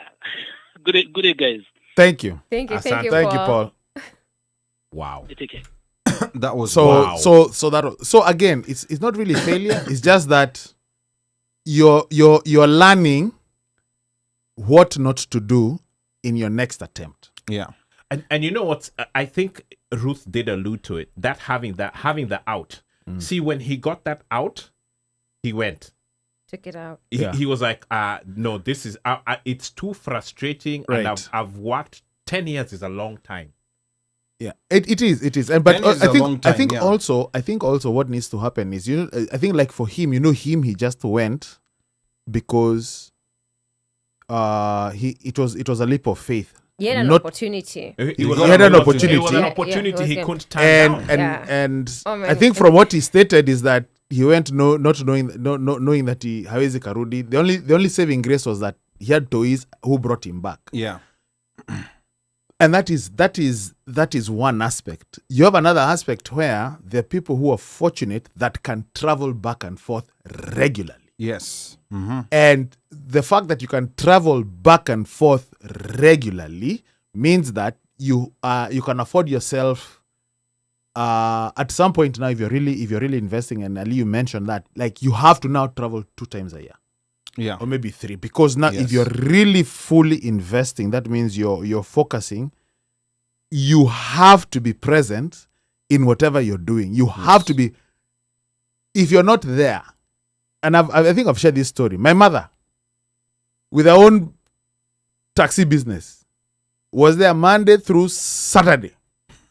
But bado. na huyo ako hapo anaingia office. Her office, if you're called to her office, is called Hague. Yes. Na bado anagongwa. Sembuse wewe uko hapa Massachusetts. Ama uko hapa Baltimore. So this is... So it is one of those, again, it's not using a brush and you paint everything the same, but I think you have to be there. Yeah. Na by the way, kama watu wa Kenya wanagongwa, wewe utagongwa, anticipate kugongwa. Wewe double. kama mimi unaenda, the first thing things I was told to stop saying, otherwise you're selling yourself out. Nimezoea kusalimia watu habari yako. Stop saying, like, I can't tell you, my sister-in-law, my friend, so what were you supposed to say? Niaje sasa mambo. Habari sells you out. Yeah. And I'm like, I had a profile. Habari freaking gun. I had a profile. Naishi Makueni, because that's where my parents are from. Yeah. And nimekuja kushina sister for a few weeks. Na nirudi. Not my friends, but the random people I met, was the profile. Now, but I spoke Swahili, and that was a problem. Now here's the thing here. This right here, I think this episode is generating like 3-4 other episodes. It already is. Yeah. Gather, it already is. Wacha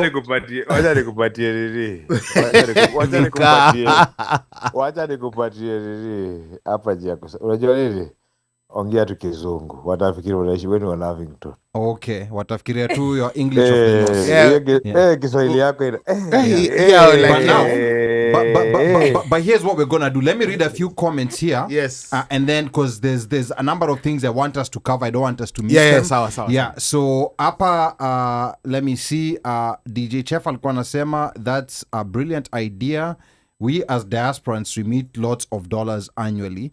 And then Ira Nduda says, there's a brother who's speaking truth. Unfortunately, it's not siasa peke, it's in all fields. And it's getting worse. Rosafi. Sad but truthful. I hope in future things will change. And then Ira Father says, I did 12 years. Unless una godfather kadha and are corrupt, it's frustrating. Paul is being real. And I'll give a background. Ira is my friend. Ira lived in Norway, then went back home. I think he did. Is he saying he did 12 years in Kenya? I know he lived out for a long time, then went back to Kenya for a while. Yeah. And he said he's been out of Kenya now. I think this might be year 2 that he's been back. Yeah. Or maybe I'm not even sure if he's hit a whole year. Okay. So that's why he's saying 12. Wacha nikwambie watu survive wakirudi Kenya. Right? Watu survive wakirudi Kenya ni wataki kuja Amerika. Alikuja Amerika na one-way ticket na pesa enough ya kuingia tu shule. Na hiyo ikatosha. Akasurvive Amerika mpaka vile akaeza. Akafika. Right? Alikuja akatafuta mapepa vile alitafuta kafanya nini akajiset up na kanini. Huo ndo mtu rudi Kenya. Akirudi Kenya anarealize anafaa kuadapt to Kenya. Alikuja Amerika akaadapt to America akasurvive. Huyo mtu rudi Kenya uweza kusurvive kwa sababu anajua as much as nilikuwa kwa place pali policies zina work na vitu ziko effective, place niko situation kwa ground ni different.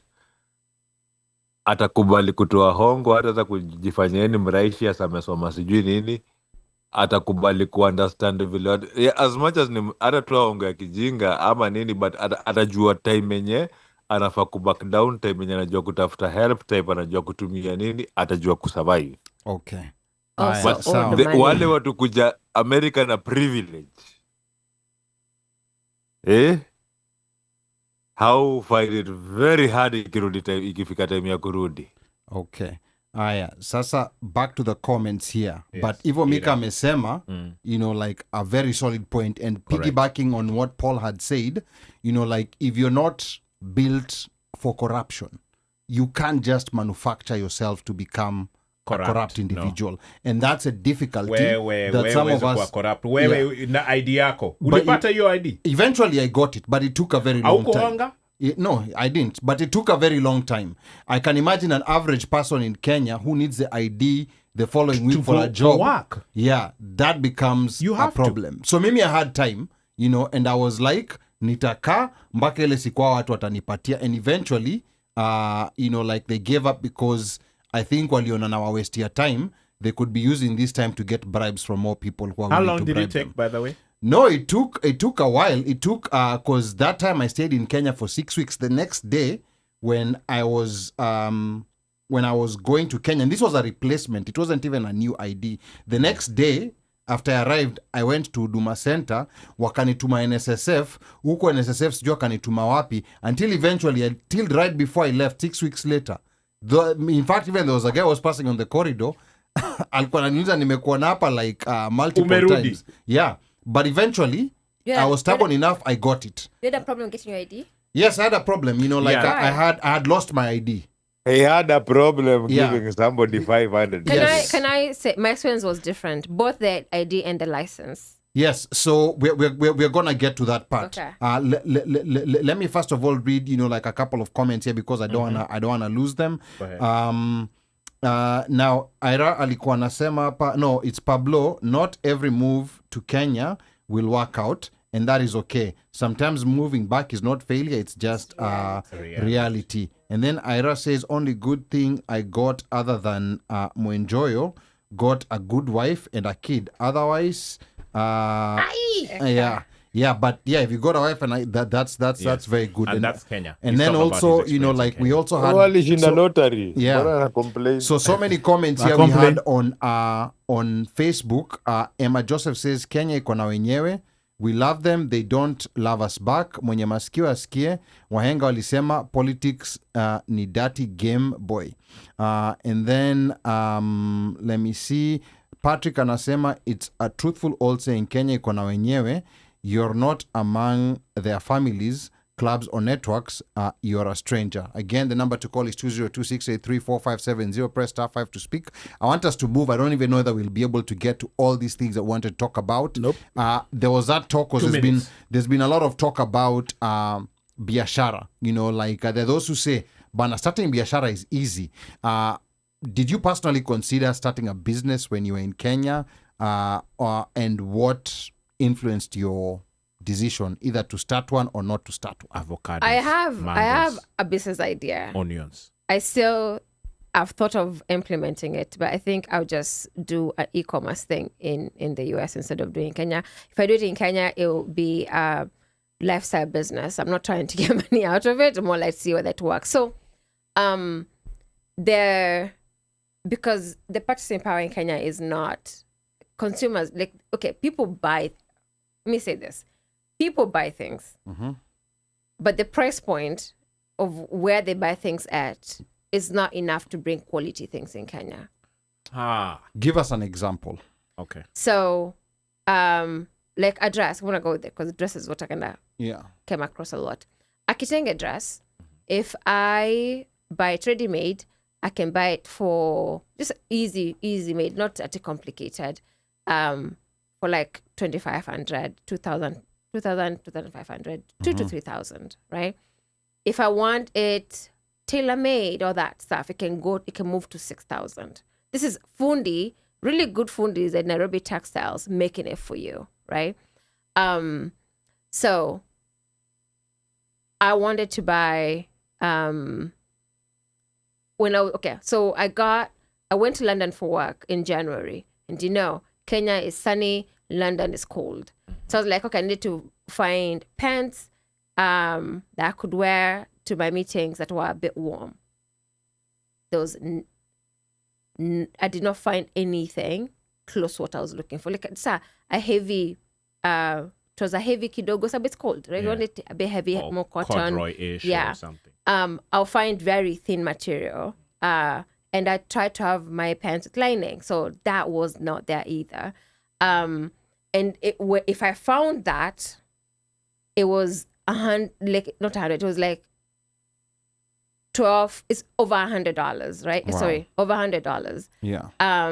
So I was like, okay. I remember, and then I talked to my friend who is a lawyer. I was like, where do you guys buy your clothes for work? Toy. Or this toy, which I actually did go to. Kuna place kwenda, by the way. I was trying For to those who don't know experience what Kenya. toy is. Yeah.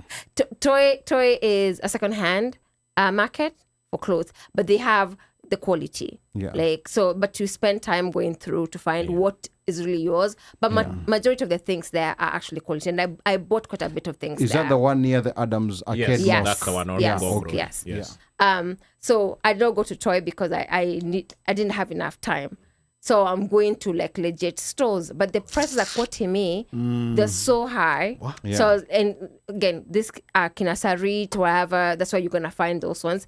It's for me. I'm like, for this amount of money, I can get it cheaper at Macy's, right? Yeah. So my friend tells me, why are you trying to buy, suits and wherever here? Soon to Manavitu in London, where you're going. Why are you trying to buy Yeah, from just here? Yeah, go to Harrods. Just and buy yeah. it from Then there. just go to London, and before your meeting, make sure you just go to an M&S, because that is like the I'm a John Lewis or Lewis, and buy your clothes there.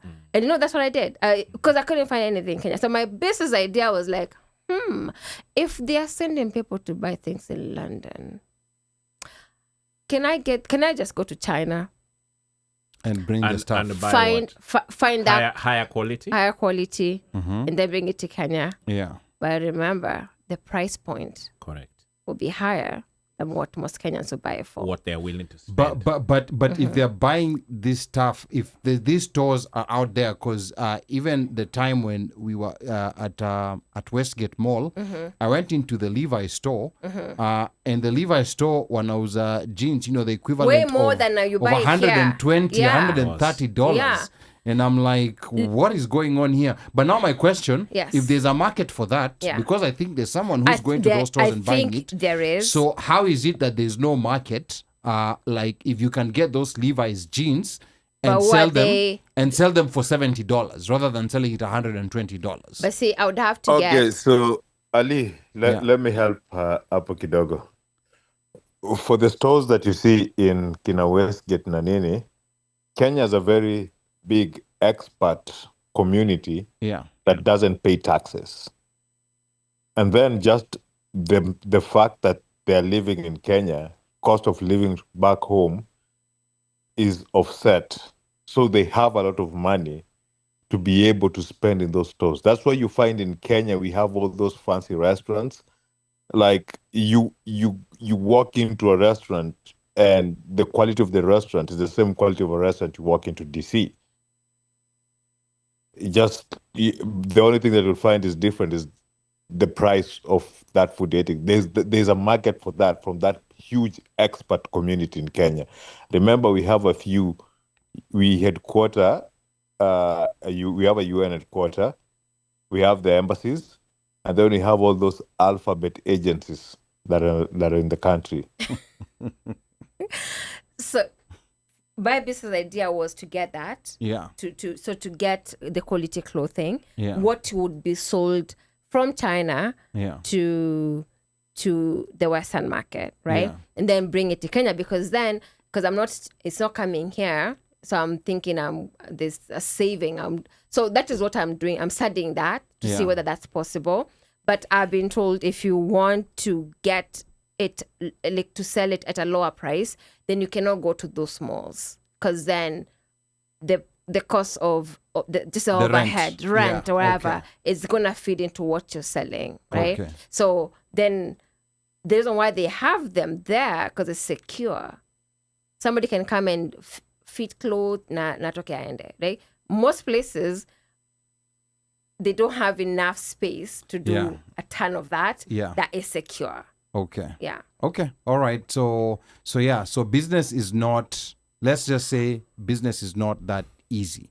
It's not easy, but also realize that people don't, every time somebody tell me they're trying to open something, in my mind, I'm thinking, okay, you're going to go big with this idea. Because I believe in business, go big or go home, right? Like, but when it's like, naanza kidogo nione kama itaendelea, you know? And I'm like, okay, ukimaanisha naanza kidogo, what do you mean by that? But I think in Kenya, because I've also dipped my foot into business in Kenya, and you know, like for those who know, you know, like there's a school that I own with some partners within my family in Malindi. But the good thing is that there's people who are experienced. I have people in my family who are experienced in running schools, so I don't have to wake up every morning and worry about, or you know, like the bus driver did not show up, or this did not happen, or that did not happen. So there's good stuff that I have on the ground. Another thing that I'm also doing, and I'm doing this on a trial basis.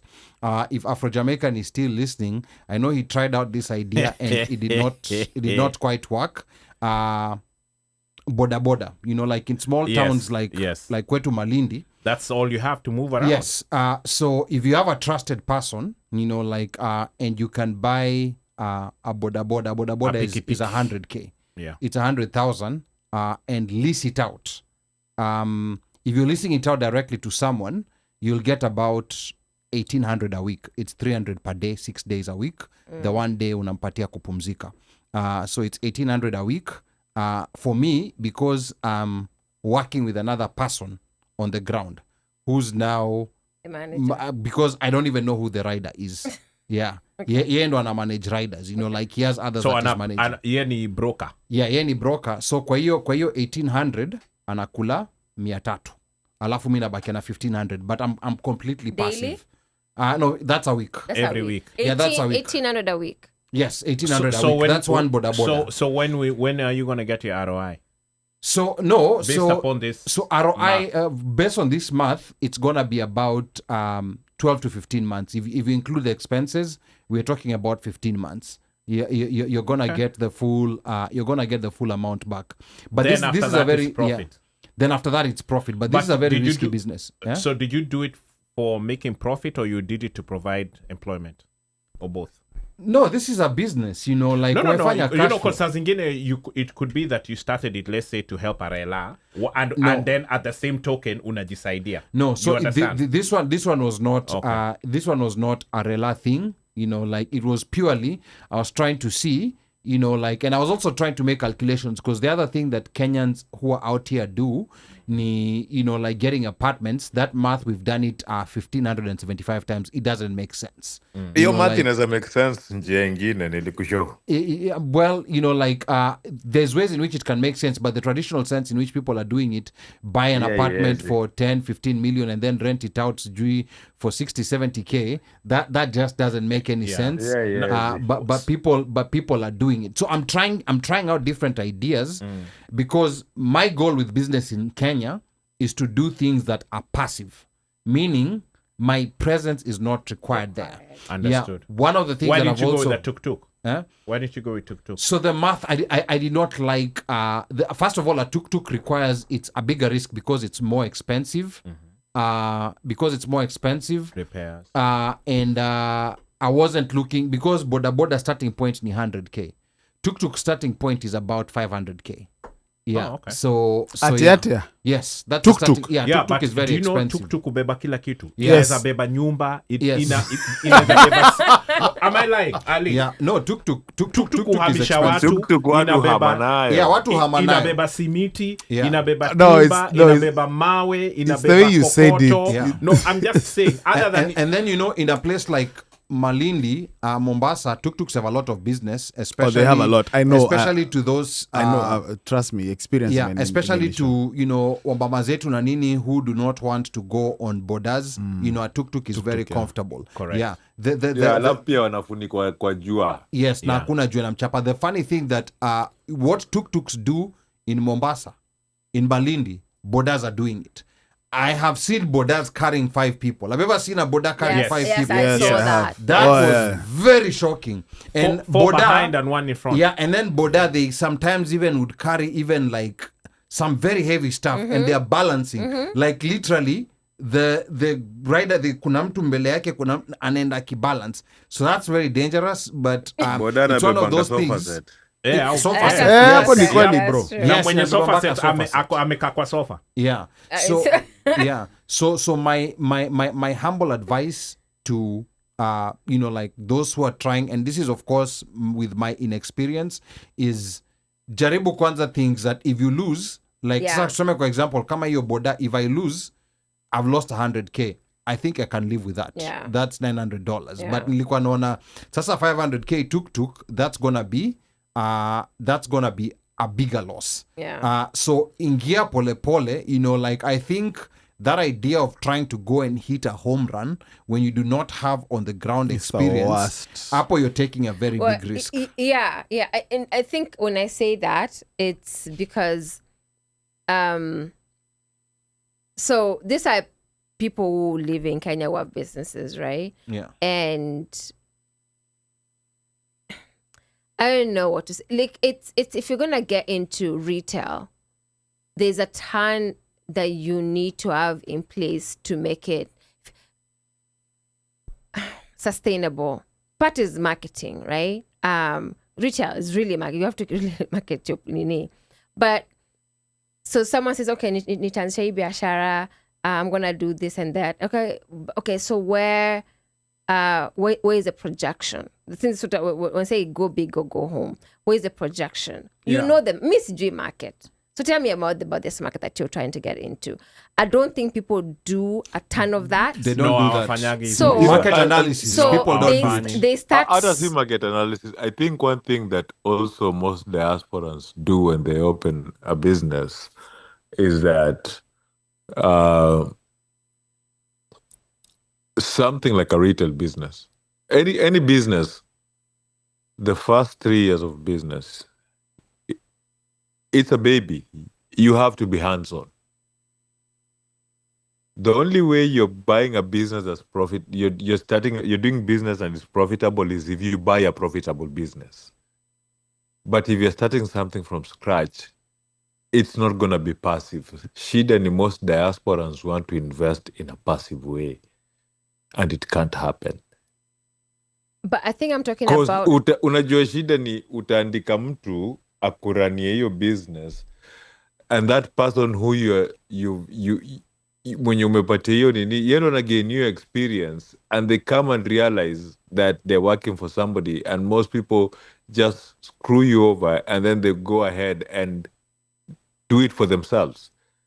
You have to be, if you're opening a business as a diasporan, just the same way if I decided to open a nursing home, the same way I'll have to take classes, learn about the business, get invested in it, make sure my house passes the code, nikuje niangaliao nini wangu vile wanafanya. It's the same way if you're opening a business in Kenya, you have to be that invested in it. Opening a business by proxy will never work unless the partners that you have something to lose. Yes. Yes, absolutely. And what Mika is saying is right. Like the situation I'm in right now with my school in Malindi. By the way, if you're in Malindi na unatafutia mtoto skuli, just Google the Iman Garden School and go there and get an early discount. Just go walk in What's the there. early discount? Do you have to walk in there to find it? Yeah. You have to walk in there to Unajua find Ruth out. I'm going back. anaweza kuwa nini? Yeah. Ule mtu wa uitwaje? Ule mtu wa accounts. Accountant. Baza. Anaweza kuwa Baza. baza. I don't know kama atezana na hiyo kazi ya baza. But yeah, Vote of no tried. confidence. yes. Listen. Yes, tried. with business. No, with, Saki, yes, you with can business in Saki. Kenya, I've always been very scared of it. But this is because it's family, and within my And family this we is So have. more it's than family. business. Yes, This is more than business we for you. have, and we have experience in my family. My extended family has experience in running schools in Kenya. So we were not going in As completely blind. Yeah. Yeah. So and a school is a very big endeavor. But generally speaking, what you were mentioning earlier, there's not much market analysis that's done, which is I've never understood why, like the concept of return on investment, which is a very simple concept, is very difficult to make people understand, which makes me sometimes question our education, because it's very simple. Like if I'm gonna put in 10 million, this is not a new business I'm venturing into. It's known that people in this business generally make X amount of money. So you can estimate. It's never going to give you 100% accurate number, but you can estimate, like the businesses, the top 5% of these businesses,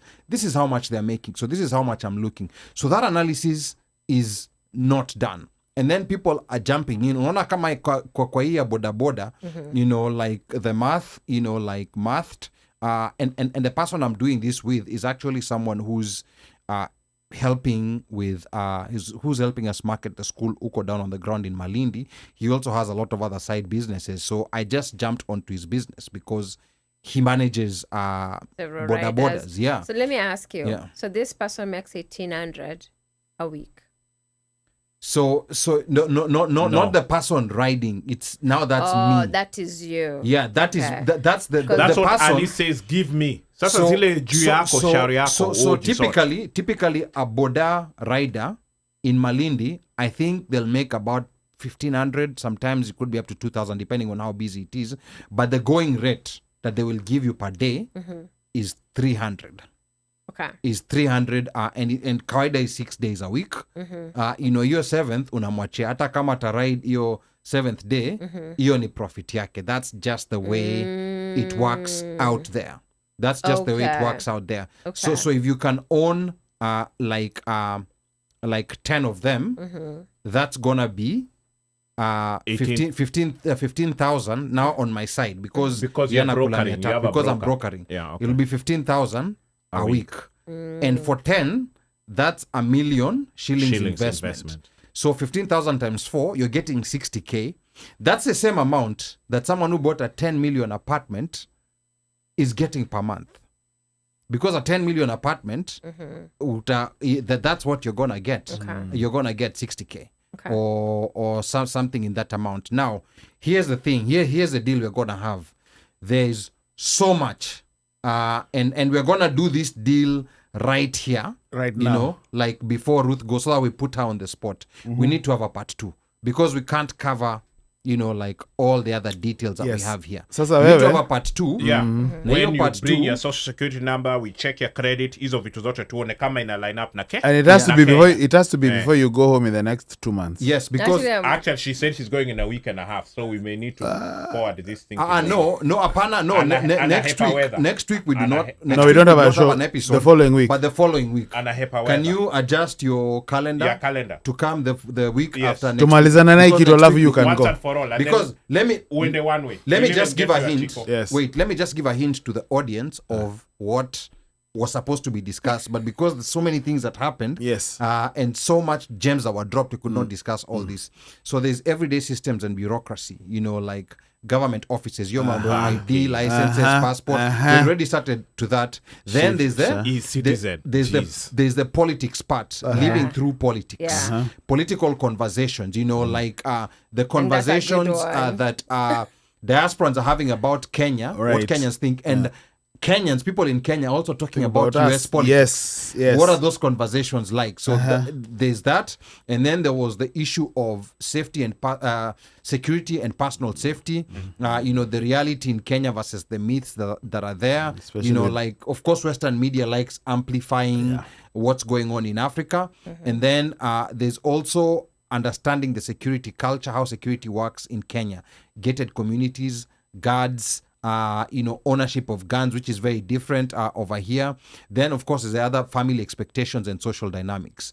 No, that one. Because you are sending money home, is it still expected that now you're home? Are you still sending money? And now people are seeing Or you, you're they now don't need giving them. money from you. And then besides sending money, there is friendship dynamics. How easy it is reconnecting with old Oh friends, my goodness. building new ones. What old friends? She's yes, not the same person. She seeing, told us she just found herself. Kenyan, are you hanging out with diasporans there, or are you finding new Kenyan friends? Then social expectations. Is there still that expectation that the diasporan will pay the bill, mukenda kwa restaurant, or did that dynamic shift and people got rich and that expectation is not there? Then there was also religion, the religious experience. March 27th. Kenya has always been a religious society. After spending a year there, how does it feel? Like the religious experience. And are you also interacting with Muslims? What's your interaction with Muslims? What do you remember before you left and how it is right now? So there's this and there's much more that will be covered. March 27th. Yes, on March 27th. So I think that's a yes. Commit that, now. That sounds commit now, or forever, or we Hold go your until peace. midnight. Yes. Yeah, We have commit time. now. You have two choices. I do have a hard stop, so I have to commit to the 27th. Yes, you have two choices. Done deal. 27th. Yes. 27th. Yeah. 27. Can I also shout out to the people who are doing businesses in Kenya, because there is this movement of made in Kenya, and I believe in it. It's just I don't think it's scalable because the price points are really high for one jiko. Let me say that. Okay. So give an example.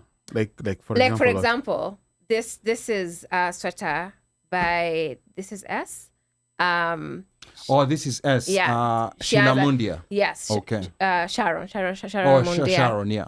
She has a clothing line, and she makes just staples, like classic things that you can have in your closet.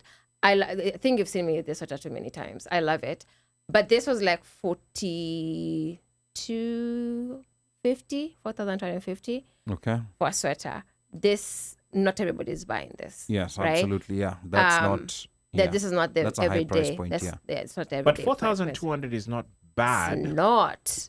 But it's, If you're here, if you're No. even in Kenya. No, if you're here or if you're talking to your 4,200 is friends. not if, bad. boss, if you're in Kenya, Boss, 4,200. Gathe, what market are you looking Wait at? a minute.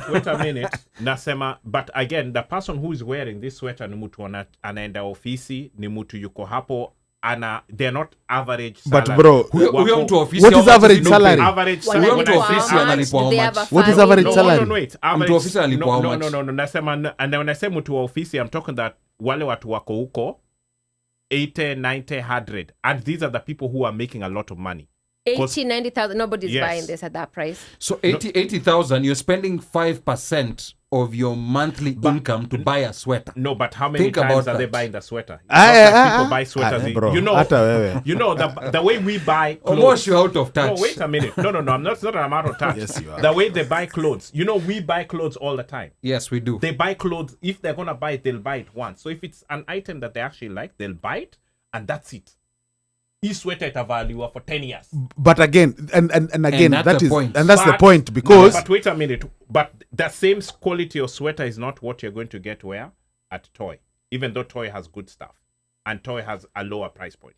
But you see, someone like Sharon he wants people to buy and buy All the time. and buy and buy and Yes. buy, Because she has That a is business why- to run. and that is why you can actually go. Hiyo shati kikuletea shida, utafanya nini? Utaingia tu Marshalls But I have a theory. Actually. or Ralph Lauren or whatever it is. Sorry, like again, it's and she just proved a point. The price point, even if by once, how much effort is she going to put in to produce another one? She'll have stock So before people buy. So are you asking her to lower the price or give her less quality? No, nothing. No. Like, please continue doing what you're doing. There is a market Kasongo for needs that. to Kasongo needs to provide jobs. Oh, sorry, carry on. Now, here, I have a theory. And I want you guys to pay attention to me, because one day in future, when our kids and our grandkids are listening to these episodes, they will say that Ali told people this, they never listened, they should have. You see, one thing I always hear back home. Can we roll our eyes? Yeah. Sorry, carry on. At least I see her. Yeah. He sounds like Said's cousin. Okay. One thing that I always hear, like people complaining is about access to credit. Like when it comes to biashara, like there's frozen access to credit because now the government is borrowing a lot from local banks, so it's freezing out, the Wanjiko from getting regular loans. Yeah. But here is how we can beat that system. And this has worked in so many other different parts of the world that have similar profiles to Kenya. One of the problems of over-depending on banks is that we will always constantly hear about those outlier businesses that did well, through bank loans. But here's the reality, and there's research behind this. Anybody can go find their favorite sources. People, like businesses that go get loans from banks, especially we're not talking about the big businesses, talking about, like polite businesses. By the way, majority of businesses here in America, I think up to 60% or maybe 70% have a revenue of less than $200,000 in a year. That's just the reality. Like most businesses are going to be stuck there. So when there's over-reliance on banks, there's a lot of businesses that end up, like either surviving on very thin profit margins because of they constantly have to pay that interest to the bank, whether they make a profit or a loss, or there's just that pressure. Now, remember the bank, where's the bank getting its money from? It's getting its money from you and me. Right. So how about if we cut the bank? We cut off the bank. Rather than wewe unaenda kwa bank, unawambia, like I want a deposit, then you deposit your money, and then they give you maybe an interest rate of sijui 75%. 1%. What bank is giving you 75%? They give you an interest of 1%, and then they take that money and lend it to a business person for 15%. Maybe that person, the profit margin is 20%.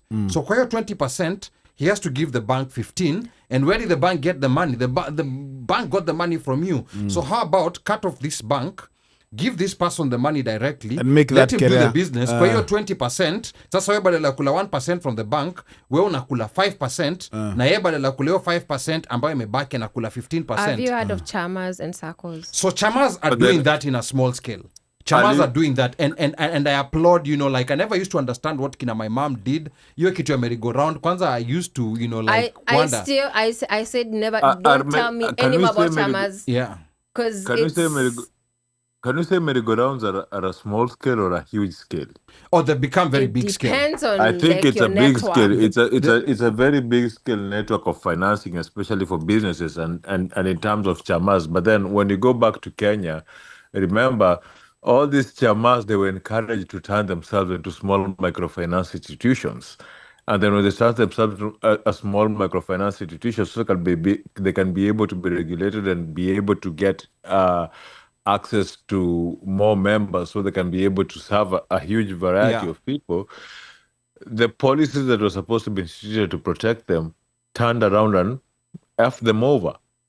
So hiyo hapo So hapo we ni have to come back serikali to ndo that. ilimess Yes. up. So basically, it's we can say we want to take out that middleman bank, but then the system that has been there from time immemorial, that has been working, when they say they want to let's formalize it and make it in a way to help the people, they went in and spoiled it, right? They say that they wanted to turn them into a system like resembles what credit unions are here, right? Credit unions are not insured. They're different from banks, right? They are different from banks. They have their own system, their own insurer, their own anything. How they do business is different from. They market themselves that we are not federally controlled. Okay. Aya, right? sawa. And so kwenda Kenya, serikali ilimess up hizo microfinances. So if you say we take out the middleman, Do we take out the bank? So The bank was taken out already, but then the government found a way to mess that up. How do we avoid that? I think I will explain myself better when we come back on the next episode. Ruth has a hard stop at 11 p.m. But when I said we take off the middleman, I did not even mean, the chamas. I meant, going going directly to the person who's doing that business or having a forum whereby, najua mtu akona hii idea, they can generate this amount. Let me give him the money and tuandikiane. Tukubaliane, so like a venture capitalist. So it's like a small time venture capitalist. Yeah. Exactly. Whereby you're doing, like sasa kama you're 100K, it's provided, employment to one person, and it's provided, passive income to a second person. So those are better than, depending on easy. And the good thing is that when this risk sharing model, both sides have incentive to want to make the business work. Mike, wahenga walinena kilicho na mwanzo hakina budi kuwa na mwisho, lakini wahenga pia wametuambia kwamba on March 27th Ruth Kilungu anarudi hapa kwa studio tuendelee na huyu mjadala wa returnee. Good or bad ama ujisot. Mubebe maswali. Let's wrap this puppy up. Mika ot wakaze. Tokaende. Uliambiwa wache kutumia innuendo usikiangi. Dhikereria we kagwere kido. Homondo. Yani nyinyi watu uncouth. Anyway. Man, wacha niwaambie watu. Ngojeni kwanza niwaambie watu we. Mnajua mbona sijakuwa nikikuja kwa issue yenu. Nilichapwa na COVID. Ulituambia 3 weeks. Nyinyi mnajua wasikilizaji walikuwa jage. Nobody knew. He was down. He was out. tuko na muuliza niaje I almost drove to Uko. I was this close. Let me tell you something. Pole Meka. No, I'm just that thing is bad. If you can, if you can take care of yourself, avoid not to get it, try to do that. Just remember, it still exists. Take care of yourself. But all in all, it's been a wonderful show. It's a nice weekend. The weather is getting better. Leo jana misbehave kidogo na leo. But don't even. But it's getting better. It's getting better. So as the weather is getting better, you're getting out. Remember bado. Because sahi, with this guy going after citizenships, ukikunywa tuili hivi panda uba. It's cheaper than what's gonna come after that if you decide to drive after you've taken to. Amo kivuta ile kitu si uvuta. Ama hizi vitu unatumiaga kama wewe tumia vitu mingi kwa maisha yako. All I'm saying is that don't drink and drive. Don't do whatever you're doing and drive. Be safe. Take care of yourself. Bye-bye. God bless you. Kwaherini. Subject matter expert. Miss Ruth. Okay. Kilungu. Kinda. This was lovely. Thank you so much for having me. It was great interacting with everybody. Also, good to know my friends are back. I'll be reaching out, and everybody who tuned in from my post on Facebook. Thank you. I cannot wait to have this same conversation, or to continue the conversation on the 27th, because there's just a lot we didn't even touch on. Just a lot. Hiyo tutaanza at 8 p.m. Poop! Yeah. Kwanza yeye ndiye atacheza muziki. Kabisa. Then aingie tu akinini. Yes. Thank you so much, and looking forward to the next show. Okay. Aye. Fire that is Omosh. Thank you, Miss Ruth, as usual, for gracing us with your presence and breaking it down to us so eloquently, so nicely. Hopefully by the time you come back on the 27th, the book will be here.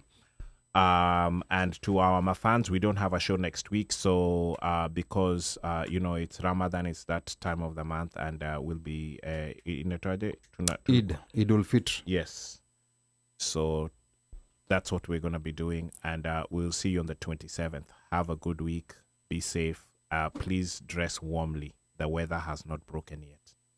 Okay, asante sana DJ Moshfire. Ruth, thank you so much. You know, like I had cramped so much and I was so sure we'll be able to cover everything. But clearly, this is a conversation that has interest from a lot of people, you know, people who plan to go back, people who, you know, went back and came back. It has generated a lot of interest. So really appreciate you for coming out here, being candid about this, because this is information that sometimes people don't share. People like sharing the romantic stuff or the failure stories, but this was a very nuanced conversation, which we really appreciate. Namusisa, how 27th of March, it's gonna be part two. That was a day actually that I was supposed to be interviewed, but we are gonna find another date to do that. Yes, that was the day I was supposed to be interviewed, but you're not going to Kenya forever. Ama, this is it. You ukienda umeenda. No, I'm coming back. Okay. Well, I have to change back to a tax-paying citizen. So. Okay, sawa. So, and how long does that take? Is it 6 months, 3 months? 155 days or the something. arrangement I currently have ends in June. Okay. So by June by June-ish utakuwa umerudi US. Okay. Sawa. We'll discuss, we'll adjust, and we'll place the episode. We'll manage my challenges. It's gonna be World Cup time, so we don't even know, you know, like how that's gonna happen, but we'll figure that out. But again, Ruth, thank you so much. This was a very high value episode. It had very high value information, and I believe the part 2 will even have higher value information. Yes, and thank you for the prep, Ali. You know, absolutely. Ali is a great prep. Like he prepares. That's somebody. our prep guy. That's our prep guy. You know, like this is one of those episodes that I always, during the preparation, I always ask myself, like, people who are listening, are they just gonna hear something that they've had before? Because that's a goal, is to get information. Ali will say, you know, let's not give people water is wet, grass is green. Yes. Let us. Yes. Can we find something? Yes, find something. You know, water is wet, grass is green. Everybody. That knows. is everyone knows. What don't we know? Yes. So the green snake underneath the grass. Yes. So it's the nuance that we like, and we really appreciate you, Ruth. Yes. Kwa hayo machache, yeyote ambaye anataka kunipigia simu, nambari yangu bado ni ile 1-800 mteule. Operator akishika simu, mwambie unataka kusema na mjukuu, na akikuuliza ni mjukuu yupi, mkumbushe ni mjukuu yule wa Masai, because I'm Kenyan by blood, American by design, Masai by choice. Sichagui, sikagui, na sibagui. Kwaherini. Because some of you uncles are very funny. Today is Aiden's birthday. He turns 20. Happy birthday. Wow. Aiden amefika 20. Amefika mbao. Wow. God damn. We've been saying his name for 20 years. Wow.